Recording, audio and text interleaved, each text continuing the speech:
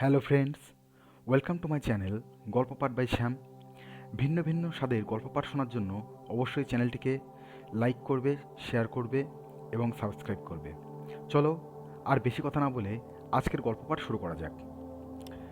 আজ আমি যে গল্পটি পাঠ করতে চলেছি সেটি আহসান হাবিবের লেখা একটি প্রায় ভয়ঙ্কর গল্প।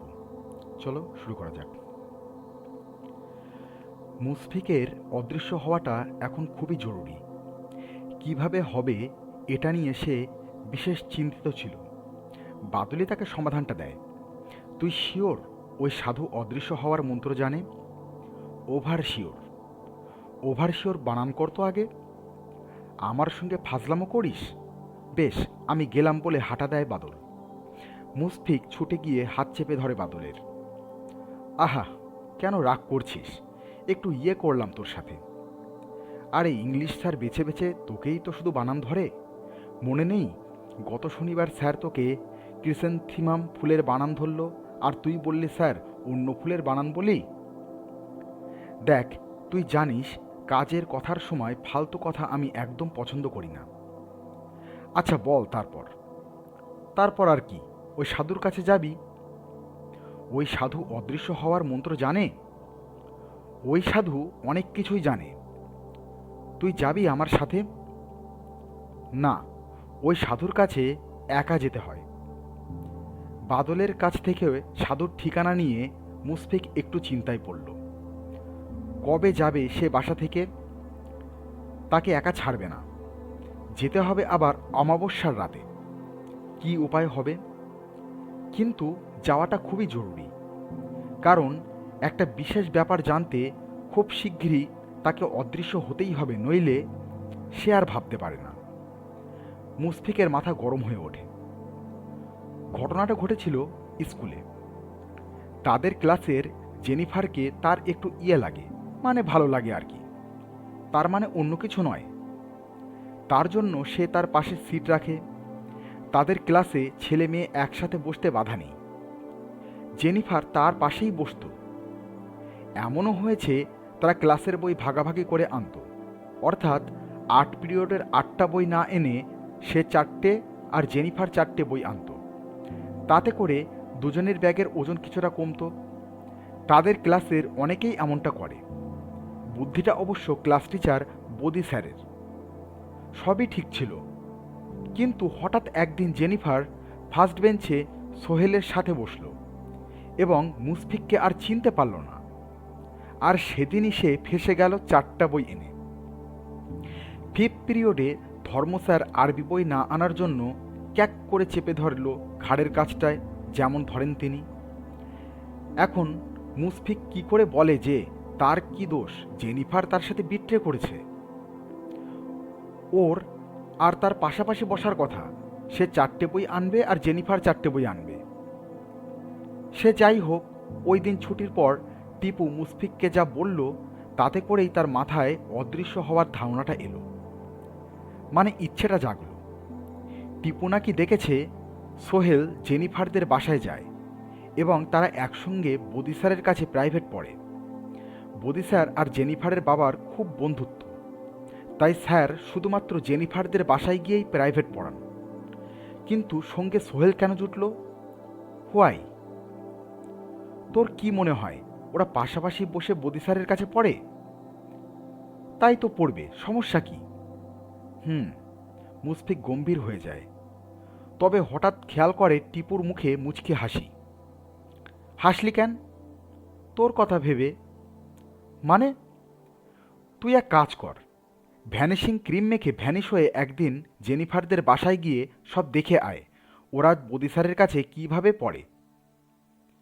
মুশফিক অনেক কষ্টে টিপুর মুখে একটা দশাসই ঘুষি মারার ইচ্ছে সামলাল, কারণ টিপুর গায়ের গতরে তার চেয়ে বেশ নাদুস নুদুস। অবশেষে এক রাতে নিজের ঘরে কোলবালিশ কাঁথা চাপা দিয়ে জানলার একটা শিক খুলে পালালো মুশফিক। জাম গাছের নিচে একটা সাইকেল আগেই রেডি করে রেখেছিল, সেটা চেপে চম্পট। রাত তখন কত হবে? 1:30। মুশফিক যথেষ্ট সাহসী ছেলে, শুধু সমস্যা যেটা হচ্ছে গায়ে জোর নেই, একটু ঢিংটিঙা টাইপের।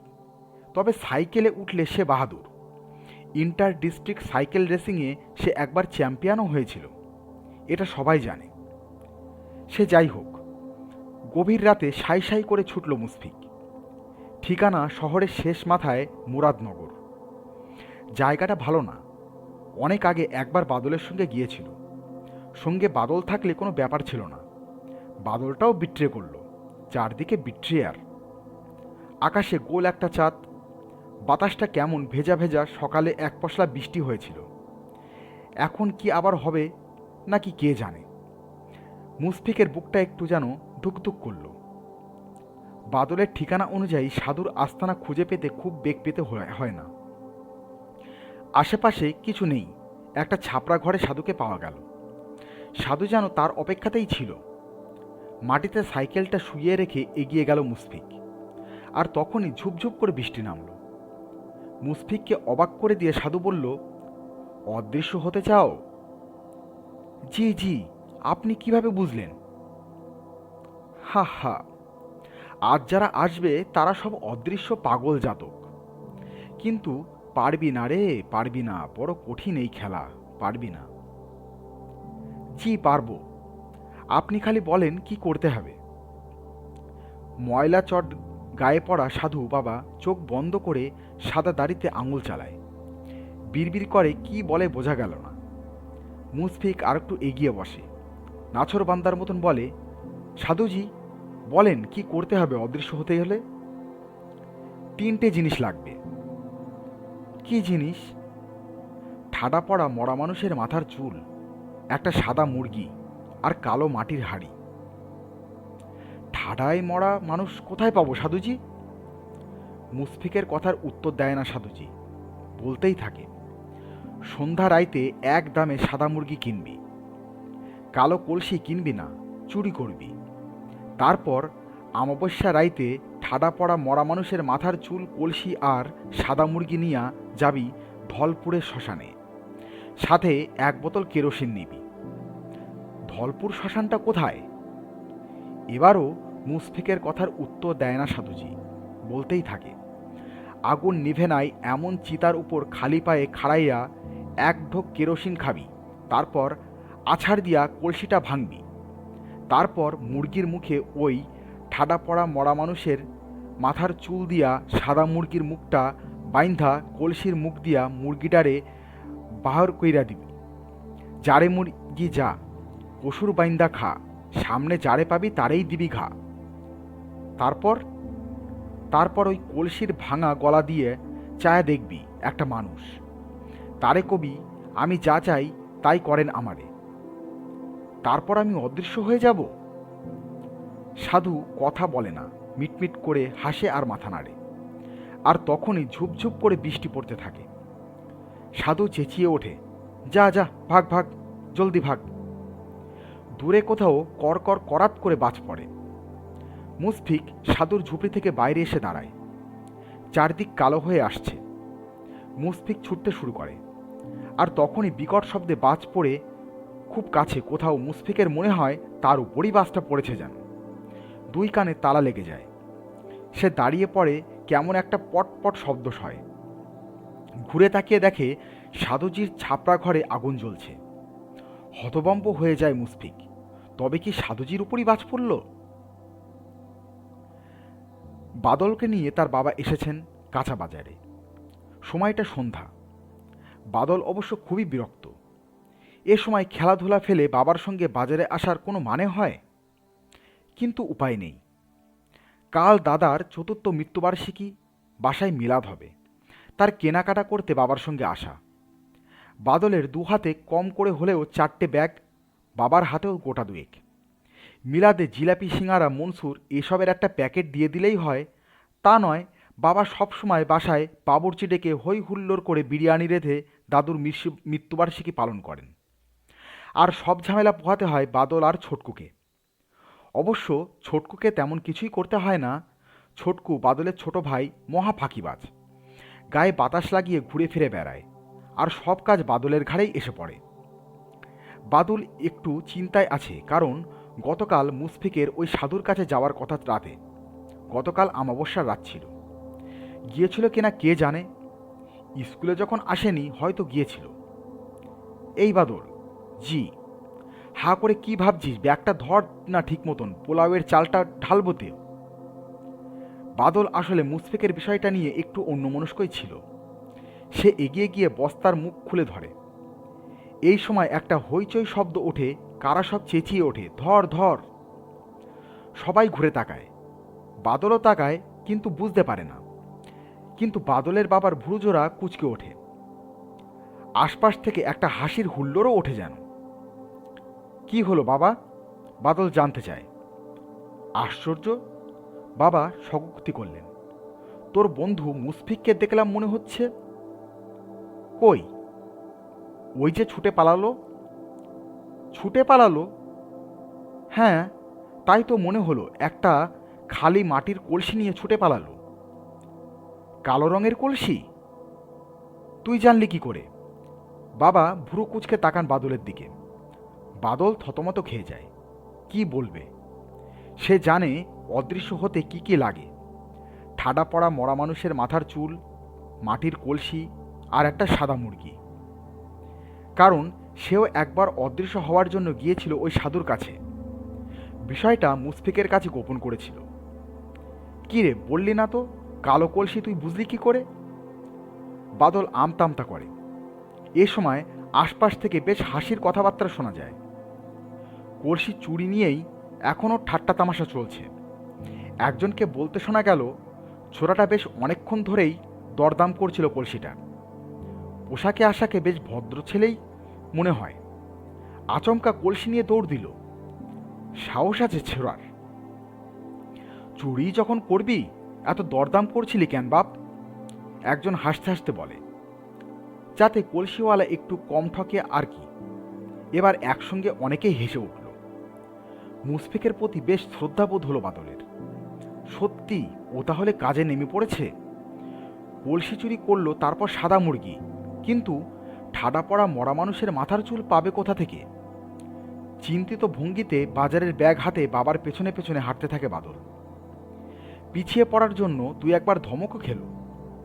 পরদিন বাদলদের বাসার মিলাদের পর বিকেলে মুশফিকের দেখা পেল বাদল স্কুলের মাঠে। কি রে, তুই মিলাদে এলি না যে? সম্ভব ছিল না, গম্ভীর হয়ে বলল মুশফিক। অবশ্য না এসে ভালোই করেছিস। বাবা তোকে কলসি চুরি করতে দেখেছে বাজার থেকে। বাদলের ধারণা ছিল এ কথা শুনে মুশফিক চমকে উঠবে, কিন্তু না, মুশফিকের কোনো ভাবান্তর হলো না। কোনো কথাই বলল না, গম্ভীর হয়ে ঘাস চিবাতে লাগলো ছাগলের মতো। তুই তাহলে কাজে নেমে পড়েছিস? হুম। মানে গিয়েছিলি সাধুর কাছে? হুম। সাধুর কথা মতো জিনিসপত্র সব জোগাড় করে ফেলেছি। কি কি জিনিস? না জানার ভান করে বাদল জানতে চায়। ঠাডা পড়ে মরা মানুষের মাথার চুল, কলসি আর সাদা মুরগি। বলিস কি? ঠাডা পড়ে মরা মানুষের মাথার চুল কোথায় পেলি তুই? মুশফিক বুকে হাত দিয়ে এবার লম্বা করে শ্বাস ফেলে। এই অংশটুকু তার জন্য আসলেই একটা ভয়ঙ্কর অভিজ্ঞতা। এখনো পর্যন্ত কারোর সঙ্গে শেয়ার করেনি। এবার খুলে বলল বাদলকে। সেই তার চোখের সামনে ঠাডা পড়ে সাধুর মৃত্যু দৃশ্য। বাদলের মুখটা হা হয়ে গেল। মুশফিকের এত সাহস! ওই অবস্থায় সে সাধুর মাথার চুল জোগাড় করল। শেষ পর্যন্ত বাদলও স্বীকার করল যে সেও একবার অদৃশ্য হওয়ার কৌশল জানতে গিয়েছিল ওই সাধুর কাছে, কিন্তু জিনিসপত্র সংগ্রহের কৌশল শুনে তার আর সাহস হয়নি। তুইও অদৃশ্য হতে চেয়েছিলি? হুম। কেন? সে অনেক কাহিনী, আরেকদিন বলবো তোকে, বলে দীর্ঘশ্বাস ফেলে বাদল। মুশফিক অবশ্য বুঝে যায় কেস তার মতোই কিছু একটা হবে। দুই বন্ধুতে শেষ পর্যন্ত রফা হয়। অদৃশ্য হতে শ্মশানে তারা একসঙ্গেই যাবে। মুশফিক একা একা এতটা করেছে, বাকিটাই বন্ধু হিসাবে তাকে সাহায্য করা বাদলের একান্ত কর্তব্য। তবে না, বাদলের অদৃশ্য হওয়ার খুব একটা ইচ্ছে নেই আপাতত। তবে মুশফিক অদৃশ্য হলে পরে তাকে একটা কাজ করে দিতে হবে। সেটা অবশ্য এখন বলা যাবে না, বিশেষ গোপনীয়। আমরা দুজনেই একসঙ্গে অদৃশ্য হতে পারি? না, সম্ভব না। কেন? সাধু আমাকে বলেছিল দুজন একসঙ্গে অদৃশ্য হওয়া অসম্ভব ব্যাপার। বেশ, তাহলে আমি না হয় হব আগে। তুই হ, তুই এত কষ্ট করলি, তোর হওয়াই দরকার। তবে অদৃশ্য হওয়ার পর তুই আমার একটা কাজ করে দিবি, প্রতিজ্ঞা কর। প্রতিজ্ঞা করতে হবে না, বললাম তো করব। দরকার হলে তোর কাজটাই আগে করব। সত্যি? বাদলের চোখে জল এসে যায়। তুই আমার বেস্ট ফ্রেন্ড, প্রায় বাষ্পরুদ্ধ কণ্ঠে বাদল বলে। অমাবস্যা রাতে দুজনে বেরোলো, বাদল আর মুশফিক। সাধু সেই রকমই বলেছিল, কৃষ্ণপক্ষে শেষ চাঁদের রাতে বেরোতে হবে। সঙ্গী তাদের একটা ট্রিপল গিয়ার রেসিং সাইকেল। সাইকেলের পিছনের ক্যারিয়ারে একটা ছোট্ট বস্তায় সেই মৃত সাধুর ঠাডা পড়া মাথার চুল, একটা কালো কলসি আর সাদা মুরগি, আর এক বোতল কেরোসিন। মুরগিটার মুখ বাঁধা আছে যেন শব্দ করতে না পারে। বস্তাটা শক্ত করে বাঁধা হয়েছে সাইকেলের পিছনের ক্যারিয়ারে। সাইকেল চালাচ্ছে মুশফিক, সামনের কানেকটিং রডে বসেছে বাদল। ঘটনাচক্রে আজও টিপটিপ করে বৃষ্টি হচ্ছে। তারা প্রধান সড়ক থেকে নেমে পড়েছে একটা ছোট রাস্তায়। রাস্তাটা আঁকাবাঁকা কিন্তু মসৃণ। শ্মশানটা তুই চিনিস তো? মুশফিক জানতে চায়। চিনি চিনি, কতবার বলবো। আগে এসেছিলি? আশ্চর্য, আগে না আসলে চিনব কিভাবে? যাক, তাহলে চিন্তা নেই, আমি চোখ বন্ধ করেও যেতে পারবো। তুই জোরে প্যাডেল চালা, বৃষ্টি জোরে নামলে শ্মশানের মাটির রাস্তাটা পিছল হয়ে যাবে, তখন কিন্তু সাইকেল চালানোই কঠিন হবে। মুশফিক সাইকেলের স্পিড বাড়িয়ে দিল। রেসিং সাইকেলের টিউবহীন চিকন টায়ার সাই সাই করে ঘুরতে ঘুরতে ছুটছে মসৃণ রাস্তার উপর। কতক্ষণ লাগবে রে? হাঁপাতে হাঁপাতে বলে মুশফিক। 2 ঘন্টা তো বটেই। এত দূর? হ্যাঁ, দূর আছে। আমরা ভোর রাতের আগে ফিরে আসতে পারবো তো দুজন? দুজনে ফিরবো কেন? ফিরবো তো একজন। মানে? বাহ, তুই তখন অদৃশ্য না? আরে তাই তো, বিষয়টা কল্পনা করে এই প্রথম হাসি পায় মুশফিকের। সত্যি সে তো অদৃশ্য হতে পারবে। তার কেমন ভয় ভয় লাগে। আর একবার যদি অদৃশ্য হতে পারে তাহলে বাকিটা আর ভাবতে পারে না মুশফিক। কল্পনায় আনন্দে বুকের ভেতরটা গুড়গুড় করে। এই কি হলো, গর্তে ফেলবি নাকি? চেঁচিয়ে ওঠে বাদল। নিজেকে সামলে নেয় মুশফিক। সাইকেলটা আবার রাস্তার মাঝখানে নিয়ে আসে। আশেপাশে কেউ নেই, অন্ধকার রাস্তা। মাঝে মধ্যে আশপাশের কোনো বাড়ি থেকে এক চিলতে আলো এসে পড়ে, সেই আলোয় সাই সাই করে ছুটে যাচ্ছে দুজন তারা। হঠাৎ হঠাৎ একটা দুটো রাস্তায় ভ্যাগাবন কুকুর পিছন পিছন তাড়া করে।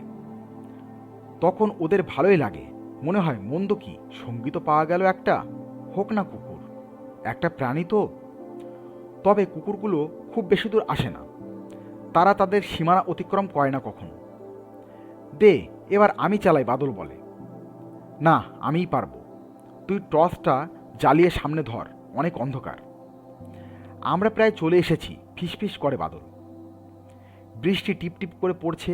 কাদামাটির রাস্তায় নিঃশব্দে এগিয়ে চলেছে ওদের সাইকেল। সাইকেলটা রেসিং সাইকেল বলে রক্ষা। 4-5টা গিয়ার, টপ টপ করে 2-3টে গিয়ার পেছনে চলে এসেছে সাইকেলের। স্পিড কমিয়ে দিয়েছে মুশফিক। আমার মনে হয় বাকিটা আমরা হেঁটে যাই, চল। এসে গেছি? হ্যাঁ, এটাই ধলপুর শ্মশান। ওই দেখ, একটা চিতায় আগুন জ্বলছে এখনো।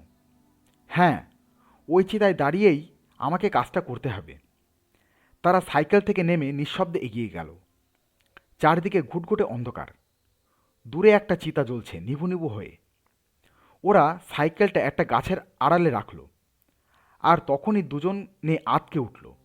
একসঙ্গে বেশ কয়েকটা গলা শোনা গেল খুব কাছে, বয়স্ক মানুষের গলা। অন্ধকারে বোঝা যায়নি। একটা চালা ঘরের মতন জায়গা। সেই ঘরটা থেকে বের হয়ে এলো কয়েকজন মানুষ। তার মানে মানুষগুলো ওই ঘরে ছিল এতক্ষণ। তারা সবাই চিতাটার পাশে এসে দাঁড়ালো। মোট 4 জন। এর মধ্যে একজন মহিলা। মহিলার হাত পেছন দিকে বাঁধা, মুখও বাঁধা। একজন মহিলাকে ধাক্কা দিয়ে প্রায় চিতার উপরেই ফেলে দিল। মহিলাটি ফোপানোর মতন শব্দ করল। কেউ একজন ভারী গলায় বলল, গুলি কর, দেরি করিস না। গুলি করলে শব্দ হবে, অন্য ব্যবস্থা রাখছি বলে দ্বিতীয় আরেকজন একটা লম্বা শাবলের মতন কিছু টেনে বার করলো কোথাও থেকে। মুশফিক আর বাদল হতভম্ব হয়ে গেল। এসব কি হচ্ছে? ফিসফিস করে বাদল বলল, মহিলাটাকে মেরে ফেলবে মনে হচ্ছে। আমাদের কিছু করা উচিত। কি করব? একটা কিছু করতেই হবে। দাঁড়া 1 মিনিট বলে সাইকেলের ক্যারিয়ার খুলে বস্তাটা বের করে মুশফিক। কি করছিস? কলসিটা বের করি, তুই মুরগিটা ধর, শব্দ যেন না করে। ওদের কথাবার্তা হয় নিঃশব্দে। ওদিকে শাবল হাতে লোকটা এগিয়ে আসছে মহিলাটার দিকে। চারদিকে ঘুটঘুটে অন্ধকার, শুধু নিবু নিবু চিতায় আগুনে দেখা যাচ্ছে মহিলার ভীত সন্তস্ত্র মুখ। অন্য লোক দুজন একটু পিছিয়ে গেল। তুই কি করতে চাচ্ছিস? ফিসফিস করে বাদল। প্রথমে এই কলসিটা ছুঁড়ে মারব ওই বাড়ির দেওয়ালটায়। দারুণ, আমিও একটা কাজ করি বলে বাদল কেরোসিনের বোতলটা নিয়ে ডান দিকে সরে যায়। ওরা দুজন তখন কি করছে তারা নিজেরাও জানে না, তবে এটা জানে একটা কিছু করতেই হবে মহিলাটাকে বাঁচাতে। শ্মশানে এসে অদৃশ্য হওয়ার চিন্তা তখন মাথা থেকে পুরোপুরি উধাও। রড হাতে ঢ্যাঙা মতন লোকটা এগিয়ে এসে 2 হাতে রডটা উপরে তুলল, আর ঠিক তখনই বিকট শব্দ, বুম, যেন বোমা ফাটল। শব্দটা আসলে কলসি ফাটার, কিন্তু অন্ধকার রাতে চারিদিকে প্রতিধ্বনিত হয়ে ভয়ানক এক শব্দ হলো। চমকে উঠল লোকগুলো। রড হাতে লোকটা সবচেয়ে বেশি চমকালো যেন। রড ফেলে লাফ দিয়ে সরে যেতেই দাউ দাউ করে জ্বলে উঠল প্রায় নিভে আসা চিতাটা। আর কি আশ্চর্য, রড হাতের লোকটার গায়ে আগুন ধরে গেল দপ করে। অবশ্য তখন লোকটার হাতে আর রডটা ছিল না। মহিলাটা গড়িয়ে সরে গেল চিতার আগুন থেকে একটু দূরে। অন্য দুজন লোক প্রচণ্ড ভয় পেয়ে কি করবে বুঝতে পারছে না। তখনও তৃতীয় অ্যাটাক। সাদা কি একটা উড়ে এলো লোক দুটোর মাঝখানে, ডানা ঝাপটাতে ঝাপটাতে। জিনিসটা আসলে কি বোঝার চেষ্টাও করলো না লোক দুটো। লাফিয়ে গিয়ে একটা মোটর গাড়িতে উঠল। এতক্ষণ ওরা যেটাকে একটা চালাঘর ভেবেছিল সেটা আসলে একটা বড় সরগাড়ি। মুহূর্তে গাড়ি স্টার্ট করে ছুটতে লাগলো পাগলের মতন, আর আগুন লাগা লোকটা ছুটতে লাগলো গাড়িটার পেছনে। তার শরীরের আগুনটা তখন আরও বড় হয়ে উঠেছে। ভয়ানক এক দৃশ্য। সমস্ত ব্যাপারটা এত দ্রুত ঘটল যে ওরা দুজনেই হতভম্ব হয়ে গেল। ওদের চেয়েও হতভম্ব মহিলাটি কোনো মতে উঠে বসে অবাক হয়ে দেখল দুদিক থেকে অন্ধকার ফুঁড়ে দুটো কিশোর তার দিকে এগিয়ে আসছে। মহিলাটির মুখের বাঁধনটি তখন কোনোভাবে খুলে গেছে। মহিলা অস্ফুটভাবে বলল, তোমরা কারা? তোমরাই কি আমাকে বাঁচিয়েছ? বাদল আর মুশফিক একজন আরেকজনের দিকে তাকালো। এমনভাবে তাকালো যেন তারা কেউ কাউকে দেখছে না, যেন তারা সত্যি সত্যি অদৃশ্য হয়ে গেছে দুজনেই। পরদিন ক্লাসে দুজন এলো একসাথে। মাঝখানে একদিন কামাই হয়েছে দুজনেরই। আজ আবার দেরি হলো। ক্লাস শুরু হয়ে গেছে। ক্লাস টিচার বদি স্যার বোর্ডে কিছু লিখছিলেন। বাদল আর মুশফিককে দেখে থমকে গেলেন যেন, আর ক্লাসের সবার মুখে মুচকি হাসি। মুশফিকের মনে হলো জেনিফার গম্ভীর আর সোহেলও যথেষ্ট গম্ভীর। কি শ্মশান থেকে আসা হলো? ভেতরে ভেতরে দুজনেই চমকালো। ওরা শ্মশানে গিয়েছিল, এটা ফাঁস হলো কীভাবে? টিপু জানতো, সে কি সবাইকে বলে দিয়েছে? ঢোক গিলল দুজন একসাথে। এর মানে কি? স্যার, ভেতরে আসবো? কেন? ভেতরে কি করতে আসবি তোরা? স্যার চটকা টেবিলের উপর রেখে কোমরে হাত দিয়ে সামনে এসে দাঁড়ালেন। তোদের দুটোকেই পুলিশে দেওয়া উচিত। একদম হাজতে গিয়ে ডান্ডা বেড়ি পরিয়ে বেদম ধোলাই দরকার তোদের। ক্লাসে অস্পষ্ট একটা হাসির হুল্লোড় উঠল। মুশফিক আর বাদল দুজনেই দেখল সবার মুখে হাসি। তবে মুশফিক যা বুঝল, জেনিফার গম্ভীর, সোহেলও। ওরা দুজন পাশাপাশি বসেছে। আর তারপরই একটা ঘটনা ঘটল। একসঙ্গে বদ্যি স্যার সহ ক্লাসের সবার মুখের হাসি মিলিয়ে গেল। ওদের দৃষ্টি অনুসরণ করে পেছনে তাকিয়ে দেখে হেড স্যার দাঁড়িয়ে, তার সঙ্গে দুজন পুলিশ অফিসার। এই যে, এরা বাদল আর মুশফিক, হেড স্যার বলেন। হেড স্যারও যথেষ্ট গম্ভীর। তোমরা বাদল মুশফিক? ঢোক গিলে মাথা নাড়ে দুজন। আমার সঙ্গে তোমাদের একটু থানায় যেতে হবে, দুজনেই, কুইক চলো। আমি কি আসবো ওদের সঙ্গে? হেড স্যার বলেন। না, ওদের দায়িত্ব আমরা নিচ্ছি। ওরা দুজন যখন পুলিশের গাড়িতে উঠছিল তখন সমস্ত স্কুল যেন হুমড়ি খেয়ে পড়ল যার যার ক্লাসের দরজায়। তাদের স্কুলের দুটো ছেলেকে পুলিশে ধরে নিয়ে যাচ্ছে। বাদল আর মুশফিকের খুব লজ্জা লাগছিল, নিজেদের কেমন চোর চোর লাগছিল। সব কি ফাঁস হয়ে গেল? পুলিশ জেনে গেল কিভাবে? সেই মহিলাটা সব বলে দিয়েছে। কিন্তু তাদের কি দোষ? তারা তো মহিলাকে আরো বাঁচালো। থানায় নিয়ে দুজনকে দুটো আলাদা ঘরে নেওয়া হলো। দুজন আলাদা আলাদা পুলিশ অফিসার দুটো খাতা নিয়ে জেরা করতে বসলো। তুমি মুশফিক? জি। অদৃশ্য হওয়ার আইডিয়াটা তোমার? জি।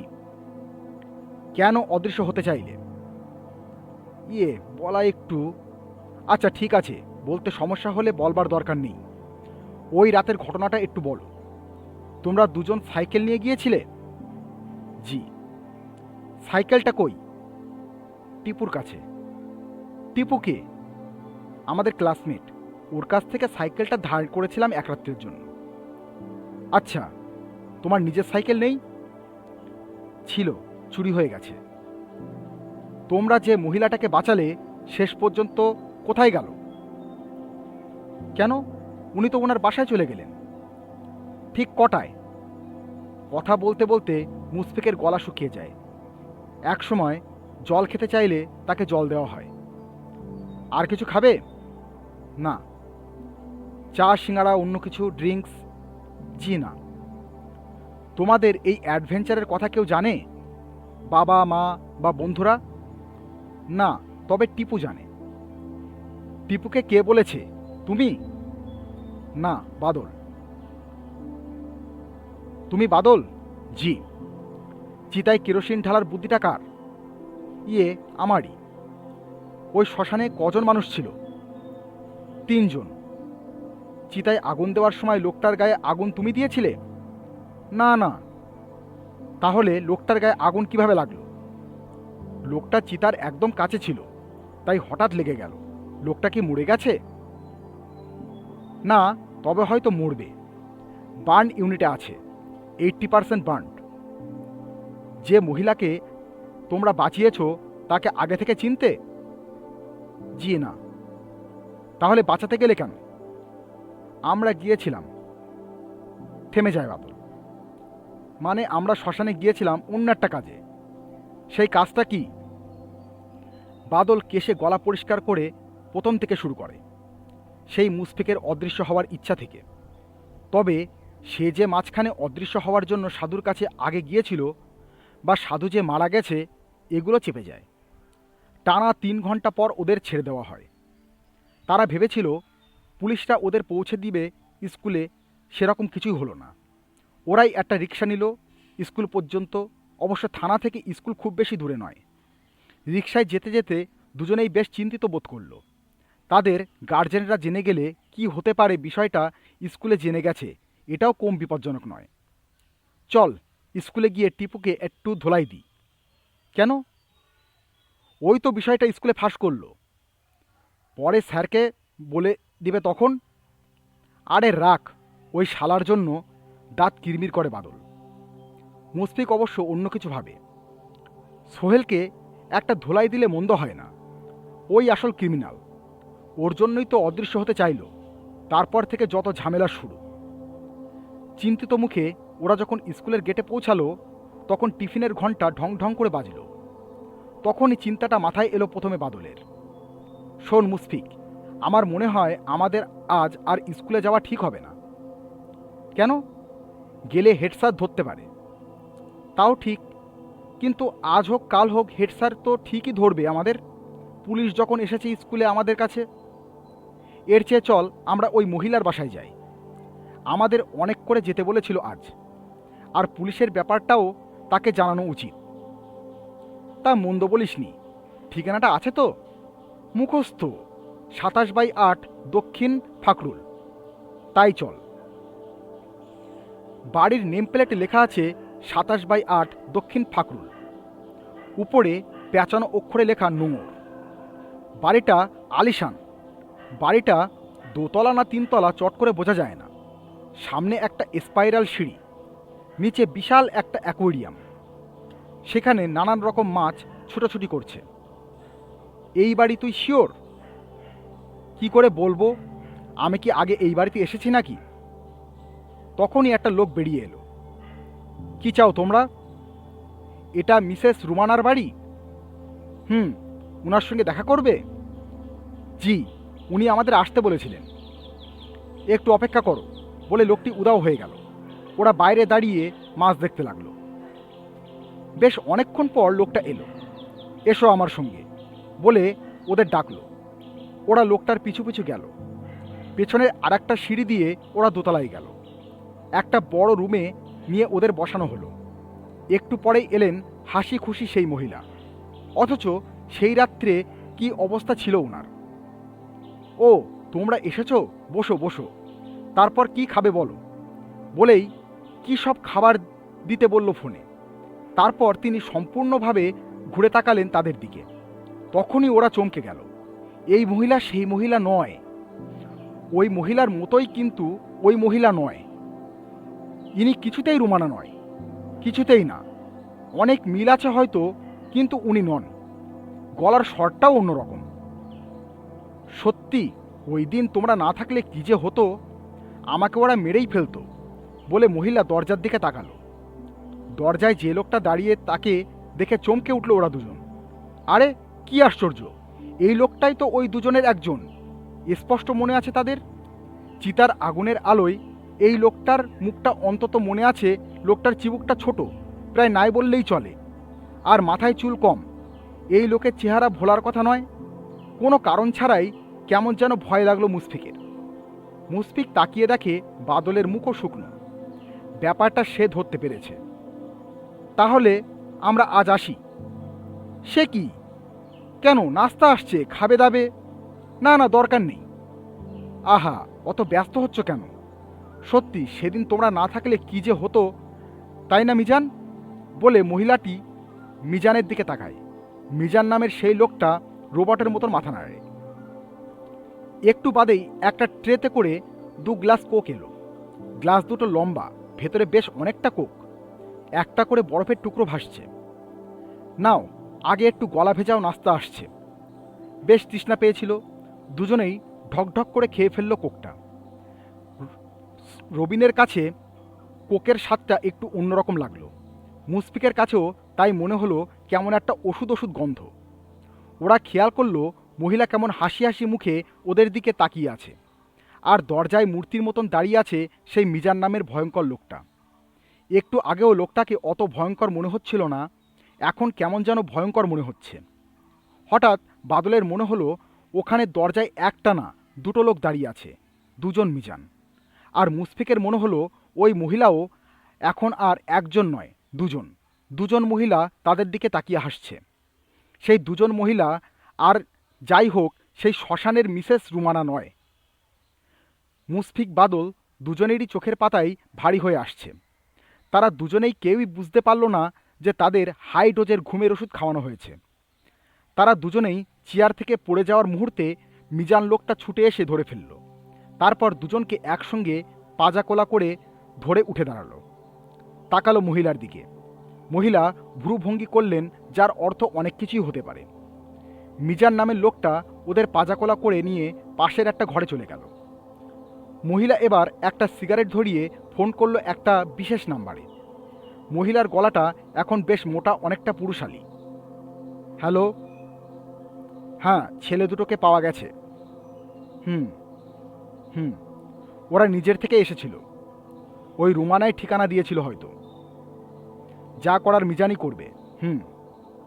আজই, প্রমাণ রাখা যাবে না। হ্যাঁ হ্যাঁ, সেটাই ভালো। মহিলা ফোন রেখে অভিজ্ঞ পুরুষ মানুষের মতন সিগারেটের ধোঁয়া ছাড়ল। ধোঁয়াটা একটা রিংয়ের মতন ঘুরতে ঘুরতে উপরের দিকে উঠতে লাগলো। রিংটা মিলিয়ে যাওয়ার আগেই নোংর বাড়িটি থেকে একটা সাদা মাইক্রো বেরোলো। মাইক্রোর ভেতর দুটো বস্তা, তার ভেতর দুজন কিশোর, একজন মুশফিক আর একজন বাদল। দুজনেই গভীর ঘুমে অচেতন। ছেলে দুটো মরছে তো? এখনও মরে নাই, তবে মরব। মেঘনায় বস্তা পড়লেই টুপ করে ডুবে গিয়ে ফুস করে প্রাণবায়ুটা বের হয়ে যাবে। তোর কি মনে হয় অজ্ঞান মানুষ সাঁতরাইতে পারে? কেমনে কমু?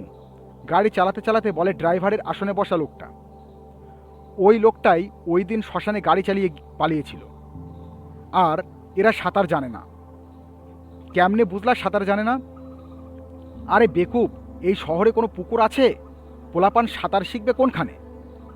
তাও কথা, তবে সাঁতার জানলেও লাভ নাই। কেন? বান্দা বস্তার মধ্যে সাঁতরাইবে কেমনে? নিজেদের রসিকতায় দুজনেই হেসে ওঠে। ওদের গাড়ি ছুটছে যমুনা ব্রিজের দিকে। আজ শনিবার, জ্যাম একটু কম, চারিদিকে আঁধার হয়ে আসছে। কাজটা সারতে হবে অন্ধকারে। যমুনা ব্রিজ থেকে ঝপাং ঝপাং করে দুটো মুখ বাঁধা বস্তা পড়ল মেঘনায়। আশেপাশে কেউ টের পেল না। বস্তা দুটো তলিয়ে গেল নিচের দিকে। সাদা মাইক্রোটা দেরি করল না, দ্রুত ছুটল শহরের দিকে। ব্রিজটার তল দিয়ে একটা পানসি নৌকা এগিয়ে আসছে ঝপঝপ শব্দে। বস্তা দুটোর মুখ বাঁধা ছিল বলে ভেতরে বাতাস আটকে ছিল, আর তাই ফেলা মাত্র তলিয়ে গিয়েও ডুবে গেল না, একটুক্ষণের জন্য ভেসে রইল। আর তখনই একটা পানসি নৌকা এসে ধাক্কা খেল বস্তা দুটোয়। নৌকার মাঝি নৌকা থামিয়ে হাত দিয়ে টের পেল দুটো বস্তাকে। তার কিছু একটা সন্দেহ হলো। টেনে তুলল দুটো বস্তায়। দ্রুত মুখ খুলতেই বের হয়ে এলো দুই কিশোর। ইয়া মাবুদ, এসব কি দেখতাছি? নদীতে ডুবে যাওয়া মানুষকে কিভাবে রক্ষা করতে হয় জানে বুড়ো মাঝি। সে দ্রুত ব্যবস্থা নিল। সে যাত্রায় রক্ষা পেল বাদল আর মুশফিক। তাদের জ্ঞান ফিরল সেই বুড়ো মাঝির ঘরে। তাদের ঘিরে আছে সবাই। সবাই চোখ গোল গোল করে দেখছে।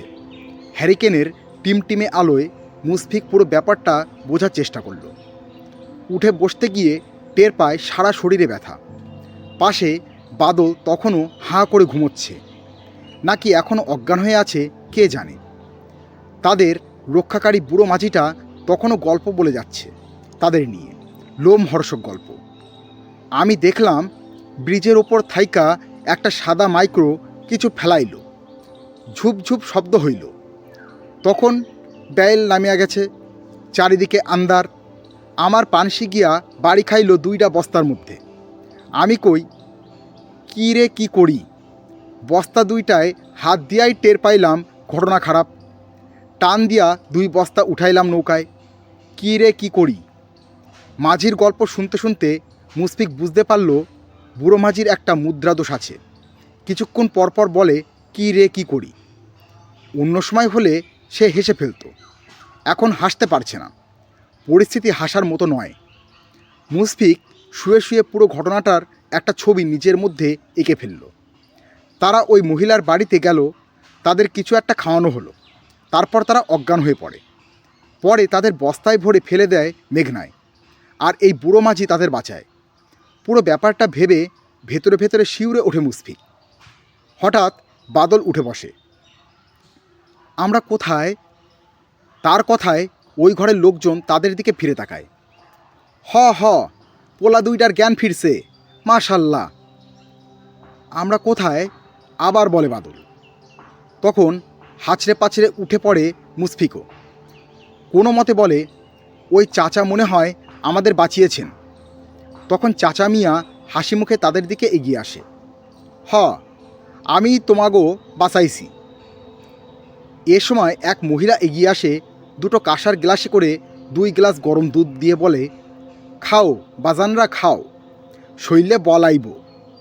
এই তোমরা এল্লা যাও, সকালে আইও। বলে ভিড় করা অন্যদের হাঁকিয়ে দেয়। শুধু একজন বসে থাকে। সম্ভবত সে এই বুড়ো মাঝির কাছের কেউ হবে। দুধটা খাও এক চুমুকে, হুকুমের সুরে বলে মাঝি। তারা দুজনেই খায় পুরোটুকু। বাসায় হলে ঘ্যান ঘ্যান করতো, অথচ এখন খেলো এবং ভালোই লাগলো। আর সত্যিই যেন সঙ্গে সঙ্গে একটু শক্তি লাগে শরীরে। দুর্বল ভাবটা কাটিয়ে ওঠে মানসিকভাবে। এইবার কাহিনীটা কও দেই, কী বৃত্তান্ত? বুড়ামাঝি হ্যারিকেন উঁচু করে ধরে বলে, মুশফিকই শুরু করে। একটা বাসায় গিয়েছিলাম, ওখানে শরবত খাওয়ালো, তারপর আর মনে নেই। ঘুমের ওষুধ খাওয়াইয়া মনে হয় অজ্ঞান করছে, পাশে বসা লোকটা বলে। কিন্তু নদীতে ফেলবে কেন? কি অপরাধ ওগো? পিছনের স্টোরি আছে মনে হয়, বিজ্ঞের মতন বলে পাশের জন। এই সময় সেই মহিলা আবার আসে, 2 হাতে 2 থালা। স্ত্রী মিস্ত্রি পরে হইবে নে, এ নাও খাও, খাইয়া একটা ঘুম দাও, সকালে উইঠা গো একটা ব্যবস্থা কইরেন। তয় হারান একখান কথা কই। কও। বুড়ো মাঝি বিড়ি ধরায়। হারাম কইলাম পুলিশে খবর দিয়েন না। ক্যা? মনে নাই সেইবার নদী থাইকা এক লোকের লাশ আনলেন, তারপর পুলিশ? ওহ, ওই কথা আর কইও না বিবি, আমার শিক্ষা হয়ে গেছে। এই আলোচনায় পাশের বৃদ্ধটি অংশ নিল না। সে বিড়বিড় করে বলতে লাগলো, কার্তিক মাস, জায়গা এখনও শীতের দেখা নাই। আরও কী সব বিড়বিড় করে বলে উঠে চলে গেল বিড়ি টানতে টানতে। প্রচণ্ড খিদে পেয়েছিল ওদের। কাঁসার থালায় এমন মজার ভাত তারা খায়নি আর কখনো। মোটা লাল ভাত, পাশে অর্ধেকটা ডিম আলু আর ঝোল, এক পাশে একটু ভাজি। অমৃতের মতন লাগলো দুজনের। ভাত শেষ করে ঠান্ডা জল খেলো টিউবওয়েলের, আরও ভালো লাগলো। মহিলাটা এটো থালা নিয়ে গেল এবং তালা লাগালো এক্ষুনি ঘুমাতে। বুড়াও উঠে পড়ল সকালে কথা হবে এবং একটা ব্যবস্থা হবে বলে। মহিলাটা ঘরের বেড়ার দরজাটা টেনে দিল। শক্ত মাদুরের বিছানায় পাশাপাশি শুয়ে বাদল আর মুশফিকের কেমন অদ্ভুত অনুভূতি হলো। পাশেই বেড়ার একটা অংশ 4 কোণা করে কাটা, ওটাই জানলা। সেই জানলা দিয়ে আস্ত একটা চাঁদ দেখা যাচ্ছে, তার নিচে চকচক করছে রূপালী নদী। কি অপূর্ব দৃশ্য! বাদল ফিসফিস করে বলে, দেখ কি সুন্দর। হ্যাঁ দেখছি, ফিসফিস করে মুশফিক। বাকি জীবনটা এই ঘরটায় কাটিয়ে দিলে কেমন হয় বলতো? বাদল ভাবের ঘুরে বলে, দারুণ। তাদের মনে রইল না যে তারা একটা ভয়ঙ্কর ষড়যন্ত্রের অংশীদার হয়ে গেছে। একটা জটিল দল তাদের মেরে ফেলতে চাইছে, মেরেও ফেলেছিল প্রায়, ভাগ্যগুণে রক্ষা পেয়েছে। তাদের মনেই রইল না তাদের বাসায় বাবা মা কি ভাবছেন, তাদের নিয়ে চিন্তা করছেন কিনা আদৌ। চাঁদ আর নদীর অপূর্ব দৃশ্য দেখতে দেখতে দুজনেই যে কখন ঘুমিয়ে গেল টের পেল না। ঘুমিয়ে দুজনেই দুটো স্বপ্ন দেখল। মুশফিক দেখল সে জেনিফারদের বাসায় গিয়ে কড়া নাড়ছে। জেনিফার বাবা দরজা খুলেছে। কাকে চাই? জেনিফার আছে? আছে, তবে ও তোমার সঙ্গে দেখা করবে না। কেন? এই সময় মুশফিক দেখল জেনিফার পেছন থেকে ছুটে আসছে, বলছে, আমি ওর সঙ্গে কথা বলবো, ওদের অনেক বিপদ বিপদ। আর বাদল দেখল স্কুলের হেড স্যার তাকে টিসি দিয়ে দিয়েছেন। সেই টিসির কাগজ নিয়ে বাইরে এসে দেখে প্রচণ্ড বৃষ্টি হচ্ছে। স্কুলের পাশের ড্রেন দিয়ে হুড়মুড় করে জল ছুটছে।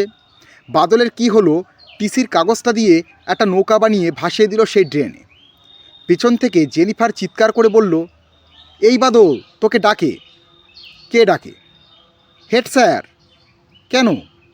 তোকে ভুল করে টিসি দিয়েছে, টিসির কাগজটা ফেরত দিতে বলেছে হেড স্যার। হায় হায়! তখন বাদল টিসির কাগজ দিয়ে বানানো নৌকার পিছনে ছুটতে লাগলো। নৌকাটা সাই সাই করে ছুটছে ড্রেনের ঘোলা জল দিয়ে। বাদল ধরতেই পারছে না দুজনেই জেনিফারকে স্বপ্ন দেখল কেন। পরদিন সেই বুড়ো মাঝির থেকে বিদায় নিতে বেশ কষ্টই হলো মুশফিক আর বাদলের। বুড়ো মাঝি আর তার স্ত্রীকে কথা দিয়ে আসতে হলো তারা আবার আসবে এবং পৌঁছে ফোনে জানাবে। মাঝির নিজের মোবাইল ফোন নেই, এলাকায় একজনের মোবাইল নাম্বার দিয়ে দিয়েছে। সেটাতে ফোন করে বলতে হবে কেরামত মাঝির খবর দেন। কেরামত মাঝি তাদের পকেটে 100 টাকা গুঁজে দিয়েছে এবং বাসেও উঠিয়ে দিয়েছে। এখন চীনে যেতে পারলেই হয়। আসলেই মানুষ কত ভালো হয়। একজন তাদের ডুবিয়ে মারতে চাইল, একজন বাঁচিয়ে তুলল। জীবন বোধহয় এমনই। দুজন বাসের জানলার পাশে বসে উদাস হয়ে ভাবে। 8টায় রওনা দিয়ে দুপুর 12টা নাগাদ তারা পৌঁছে যায় তাদের পাড়ার বাস স্ট্যান্ডে। তারা দুজনেই ভেবেছিল গত রাতে না থাকায় নিশ্চয়ই বাসায় তুলকালাম কাণ্ড ঘটবে। কিন্তু কি আশ্চর্য, বাদলের বাসায় মা ধমক দিল, এই শয়তান, রাত্রে মুশফিকের বাসায় থাকবি, একটা ফোন করে জানালে হতো না? ভাগ্য ভালো বলতে হবে, তারা ধরেই নিয়েছে রাতে আসেনি মানে মুশফিকের বাসায় আছে। এমনটা আগেও হয়েছে, কিন্তু সেটা জানিয়েছে ফোনে। এবার তো অন্য কেস। মুশফিকের বাসায় অবশ্য তেমন কোনো সমস্যা হলো না। মুশফিকের মামা ভুরু কুচকে বলল, কী রে, কাল রাতে তোকে দেখলাম না মনে হলো, কোথায় ছিলি? মামা কিছু একটা বানিয়ে বলতে যাবে তার আগেই মামা ফের পত্রিকার খবরে ডুব দিলেন। খালি বলেন, যত চট করে দোকান থেকে লিকার চা আন আমার জন্য, আর একটা গোল্ড ফিলিপ। মুশফিক ছুটে যায় দোকানে চা আর সিগারেট আনতে। যেহেতু সে ব্যাচেলার মামার সাথে থাকে, কাজেই তাদের বাসায় সিস্টেমটা অদ্ভুত। একটা বুয়া একদিন পর পর এসে রান্না করে দিয়ে যায়, তারা ফ্রিজে রেখে রেখে খায়, মানে মামা আর ভাগ্নে। মামা বিয়ে করেনি বলেই যত ঝামেলা। মামা অবশ্য অফিসিয়ালি জানিয়ে দিয়েছেন তিনি বিয়ে করবেন না। সারাদিন হয় বই পড়েন, না হলে পত্রিকা পড়েন। নতুন পত্রিকা তো পড়েনি খুঁটিয়ে খুঁটিয়ে, পুরনো পত্রিকাও পড়েন। একদিন মুশফিক প্রশ্ন করে বসল, মামা তুমি পুরানো পত্রিকা কেন পড়ো? কিছু কিছু খবর আছে বুঝলি, নতুন পত্রিকায় পড়তে ভয় লাগে। সেরকম খবর আমি কদিন পরে পড়ি। যেমন ধর সাগর রুনির হত্যার খবরটা, কি কষ্টের একটা খবর। ওদের একটা ছোট্ট সুন্দর বাচ্চা আছে, বাচ্চাটা একা হয়ে গেল, ওর বাবা মাকে পিশাচরা মেরে ফেলল। এই খবর কি পড়া যায়? বরং পরে পড়ি বাচ্চাটা কষ্টটা একটু সামলে উঠুক, অপরাধীদের ধরা পড়ুক। মুশফিক ঠিক বুঝতে পারে না মামাকে, অবাক হয়ে তাকিয়ে থাকে। মামার সব ব্যাখ্যায় অন্যরকম। মাঝে মাঝেই বড়দের ব্যাপার নিয়ে মামা তার সাথে গুরুগম্ভীর আলাপ জুড়ে দেয়। যেমন আজ সকালে হঠাৎ বলল, আচ্ছা তোর কি মনে হয় তানভীর দোষ? কোন তানভীর? আরে ওই যে হলমার্কের এমডি না কি যেন, 4,000 কোটি টাকা নিল সোনালী ব্যাংক থেকে। ও আচ্ছা, না বুঝেই বলে মুশফিক। আরে বাবা, ব্যাংক থেকে টাকা বের করা এত সোজা? আমি একবার ব্যাংক লোন নিয়ে ব্যবসা করার পরিকল্পনা করেছিলাম, ব্যাংক থেকে টাকাই বের করতে পারলাম না, আর মিস্টার তানভীর 4,000 কোটি টাকা বের করে নিল। পিস্তল ধরে ডাকাতি তো করেনি ব্যাংক থেকে, কাগজের মাধ্যমে টাকা বের করেছে। তাহলে ওকে টাকাটা দিল কারা? কিভাবে দিল? কেন দিল? মামা, স্কুলে দেরি হয়ে যাচ্ছে। তোর স্কুল আছে? যা যা। পরদিন স্কুল বন্ধ। তারা দুজন স্কুলের মাঠে চলে এলো। সময়টা বিকাল। স্কুলের মাঠের কোণার দিকে ওয়ালটা নিচু, ওখানে দুজনে পা ঝুলিয়ে বসে কথাবার্তা বলে প্রায়। অন্য সময় অন্য ছেলেমেয়েরা থাকে, আজ কেউ নেই, তারা দুজনই। আমার মনে হয় ব্যাপারটা পুলিশকে জানানো দরকার। কোনটা? এই যে আমাদের মেরে ফেলতে চাইলো ওই বাড়ির লোকজন, পুরো ব্যাপারটা পুলিশকে, ওই অফিসারকে খুলে বলা দরকার। কেন? বাহ, আসল মহিলাকে তো খুঁজে বের করতে হবে, তার কোনো বিপদ হলো কি না। তা ঠিক, তাছাড়া পুলিশ অফিসার কিন্তু বলেছিলেন কোনো তথ্য পেলে তাদের জানাতে। আমাদেরকে তো বস্তায় ভরে মেরে ফেলতে চাইছিল, এটা বলবো? কেন নয়? তাহলে চল। এখন যাবি? হ্যাঁ, এখনই। বেশ। পুলিশ ইন্সপেক্টর শান্ত ভঙ্গিতে তাদের দুজনের কথা শুনলেন ধৈর্য ধরে। তারপর একটা সিগারেট ধরিয়ে বললেন, তোমাদের বস্তায় ভরে ফেলে দিয়েছিল মেঘনায়? জি। ফাজলামো করো আমার সাথে? জি মানে আমার কাছে জি বাংলার কাহিনী শোনাও? এই সেন্ট্রি, হঠাৎ হুঙ্কার দিয়ে উঠলেন ইন্সপেক্টর। একজন পুলিশ কনস্টেবল ছুটে এলো। জি স্যার। এই ছোড়া দুটোকে লকআপে ঢোকাও। এক সময় লকআপের ভেতর আবিষ্কার করলো নিজেদের বাদল আর মুশফিক। তারা দুজন ছাড়াও একটা লোক বসেছিল, চুল দাড়ি সব বড় বড়, জিন্সের একটা ময়লা প্যান্ট পরা, আর একটা সাদা হাফ হাতা শার্ট। প্যান্ট যেমন ময়লা, শার্টটা তেমনই পরিষ্কার। লোকটা ওদের দেখে মুচকি মুচকি হাসছিল, যেন ওদের লকআপে ঢোকানোতে সে যথেষ্ট মজা পেয়েছে। তার এক হাতে সিগারেট, তবে সিগারেটটা নেভানো। ওদের কাছে এগিয়ে এলো লোকটা। আমি ইরফান আলী। তোমরা? আমি বাদল। আমি মুশফিক। দুজনেই শুকনো গলায় বলে। লোকটা এদিক ওদিক তাকিয়ে ষড়যন্ত্রের ভঙ্গিতে বলল, ভয়ের কিছু নেই, তোমরা আমাকে গল্পটা বলো প্লিজ। মানে কোন গল্প? আরে এই যে তোমরা কেন এখানে ঢুকলে, মানে কেন ঢুকানো হলো তোমাদের? মুশফিকের কেন যেন মনে হলো লোকটাকে বলা যায়। সে বলতে শুরু করলো, মানে হয়েছে কি, এই পর্যন্ত বলে মুশফিক থামলো, আর তখন লোকটা বলে উঠল, সেই শ্মশান থেকে বলা শুরু করো। মুশফিক বাদল দুজনেই চমকে তাকালো তার দিকে। লোকটা মিটিমিটি হাসছে। আপনি কি করে বুঝলেন আমরা শ্মশানে গিয়েছিলাম? সেটা পরে শোনা যাব, গল্পটা বলো আগে। শ্মশানের ঘটনা থেকেই শুরু করলো মুশফিক। লোকটা হাঁটুর উপর তার দাড়িওয়ালা থুতনি রেখে গভীর মনোযোগে শুনতে লাগলো। বাদল দু একবার চিমটি কেটেছে মুশফিককে, তার মানে বলিস না, কিন্তু মুশফিক গড় করে বলতেই লাগলো, এ যেন বলে একটু হালকা হওয়া। লোকটা শুনছিল আর মাঝে মাঝে ফিসফিস করে বলছিল, কি কোইন্সিডেন্স, কি কোইন্সিডেন্স। সব শুনে ইরফান আলী নামে রহস্যময় লোকটা ঝিম মারল। চোখ বুজে কি ভাবল, তর্জনী দিয়ে মেঝেতে আঁকিবুকি কাটল। তারপর মাথা নাড়িয়ে বলল, আমি মনে হয় বুঝতে পেরেছি। কি বুঝতে পেরেছেন? ওই মহিলাটা কোথায় আছে? কোথায়? ওই বাড়িতেই। কোন বাড়িতে? যে বাড়িতে তোমাদের ঘুমের ওষুধ খাইয়ে অজ্ঞান করা হলো। কি করে বুঝলেন? কিছু কিছু জিনিস আমি বুঝতে পারি, 6.5 সেন্স বলতে পারো। যেমন করে তোমাকে একটু আগে বললাম, শ্মশান থেকে শুরু করো, তোমরা চমকে উঠলে। 6.5 সেন্স মানে? আরে 6 সেন্স অনেকেরই থাকে, আমার অতিরিক্ত হাফ সেন্স আছে। বলে ইরফান আলী অদ্ভুত ভঙ্গিতে হাসতে লাগলো। আচ্ছা, সত্যি কিভাবে বললেন আপনি? কোনটা? ওই যে শ্মশানের ব্যাপারটা। শোনো, সময় কম, এসব ব্যাপারে পরেও কথা বলা যাবে। এখনই ওসি সাহেব আসবে, আমাকে চালান করে দিতে পারে। তার আগেই তোমাদের বলি, তোমরা আজ এখান থেকে বেরিয়ে ওই বাসাটার সামনে যাবে। শুধু লক্ষ্য করবে বাসাটার নিচে ভিতের ইটের গাঁথুনিতে কয়টা ইট। যদি 6টার কম হয় তাহলে ওই বাসার নিচে একটা বেসমেন্ট আছে, ওখানেই তোমরা সেই মহিলাকে খুঁজে পাবে। কিন্তু আমরা এখান থেকে বের হব কিভাবে? একটু পরেই বের হবে। কিভাবে? দেখো না, বলে লোকটা সিগারেট টানতে লাগলো। ওরা দুজনেই চমকে উঠল। সিগারেটটা নেভানো ছিল, জ্বলে উঠল কিভাবে? আর ঠিক তখনই ওসি সাহেব ঢুকলেন। লক আপের সামনে দিয়ে যাওয়ার সময় ইরফান আলী চেঁচিয়ে উঠল, স্যার, আপনাকে ওরা 10,000 কম দিয়েছে, গুনে দেখুন। ওসি থমকে দাঁড়ালেন, তীব্র চোখে তাকালেন ইরফান আলীর দিকে, তারপর পকেটে হাত দিয়ে চলে গেলেন। একটু পরেই আবার এলেন।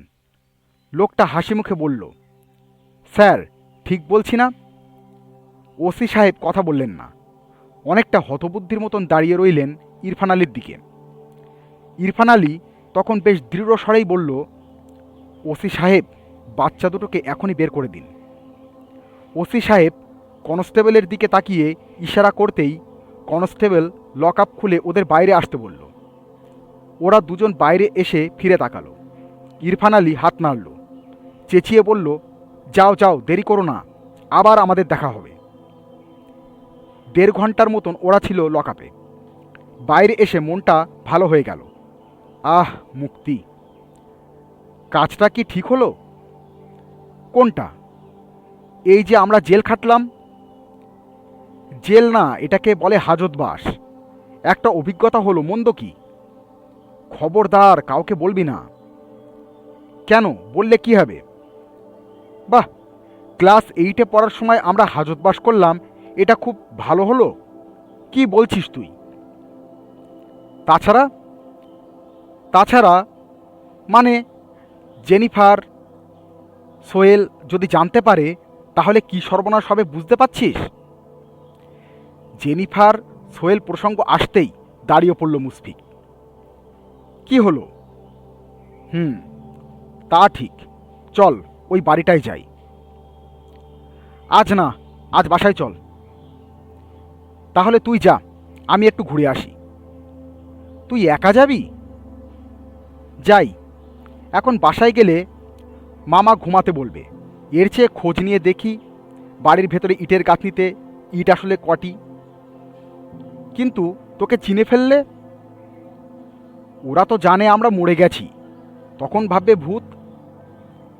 দেখ, ফাজলামো না, এখন যাস না, কাল তুই আমি একসঙ্গে যাব। আচ্ছা চল। তারা দুজনেই বাড়ির দিকে হাঁটা দিল। বাসার মোড়ের কাছে এসে বাদল বিদায় নিল। মুশফিক কি মনে করে বাসায় না গিয়ে C&Bর দেওয়ালে পা ঝুলিয়ে বসল। আর তখনই দেখল জেনিফার আসছে। জেনিফারের সঙ্গে সোহেল। ওরা নিশ্চয়ই কোচিং থেকে ফিরছে। মুশফিক কি করবে বুঝতে পারছে না। ওদের সঙ্গে একটা দূরত্ব হয়ে গেছে। তুত, বাদলের সঙ্গে চলে গেলেই হতো। ওরা আসছে, কথা বলতে বলতে আসছে। এখনও তারা মুশফিককে দেখেনি। একটা গাছ ওদের আড়াল করে রেখেছে। গাছটা পেরোলেই ওরা দেখবে। গাছটা পেরোলো, ওরা দুজনেই দেখল মুশফিককে। না, প্রথমে জেনিফারের সাথে চোখাচোখি হলো। তারপর সোহেল দেখল, দুজনেই মুখ ঘুরিয়ে নিল, যেন দেখেনি মুশফিককে। কোনো কারণ ছাড়াই মুশফিকের মনটা খারাপ হয়ে গেল।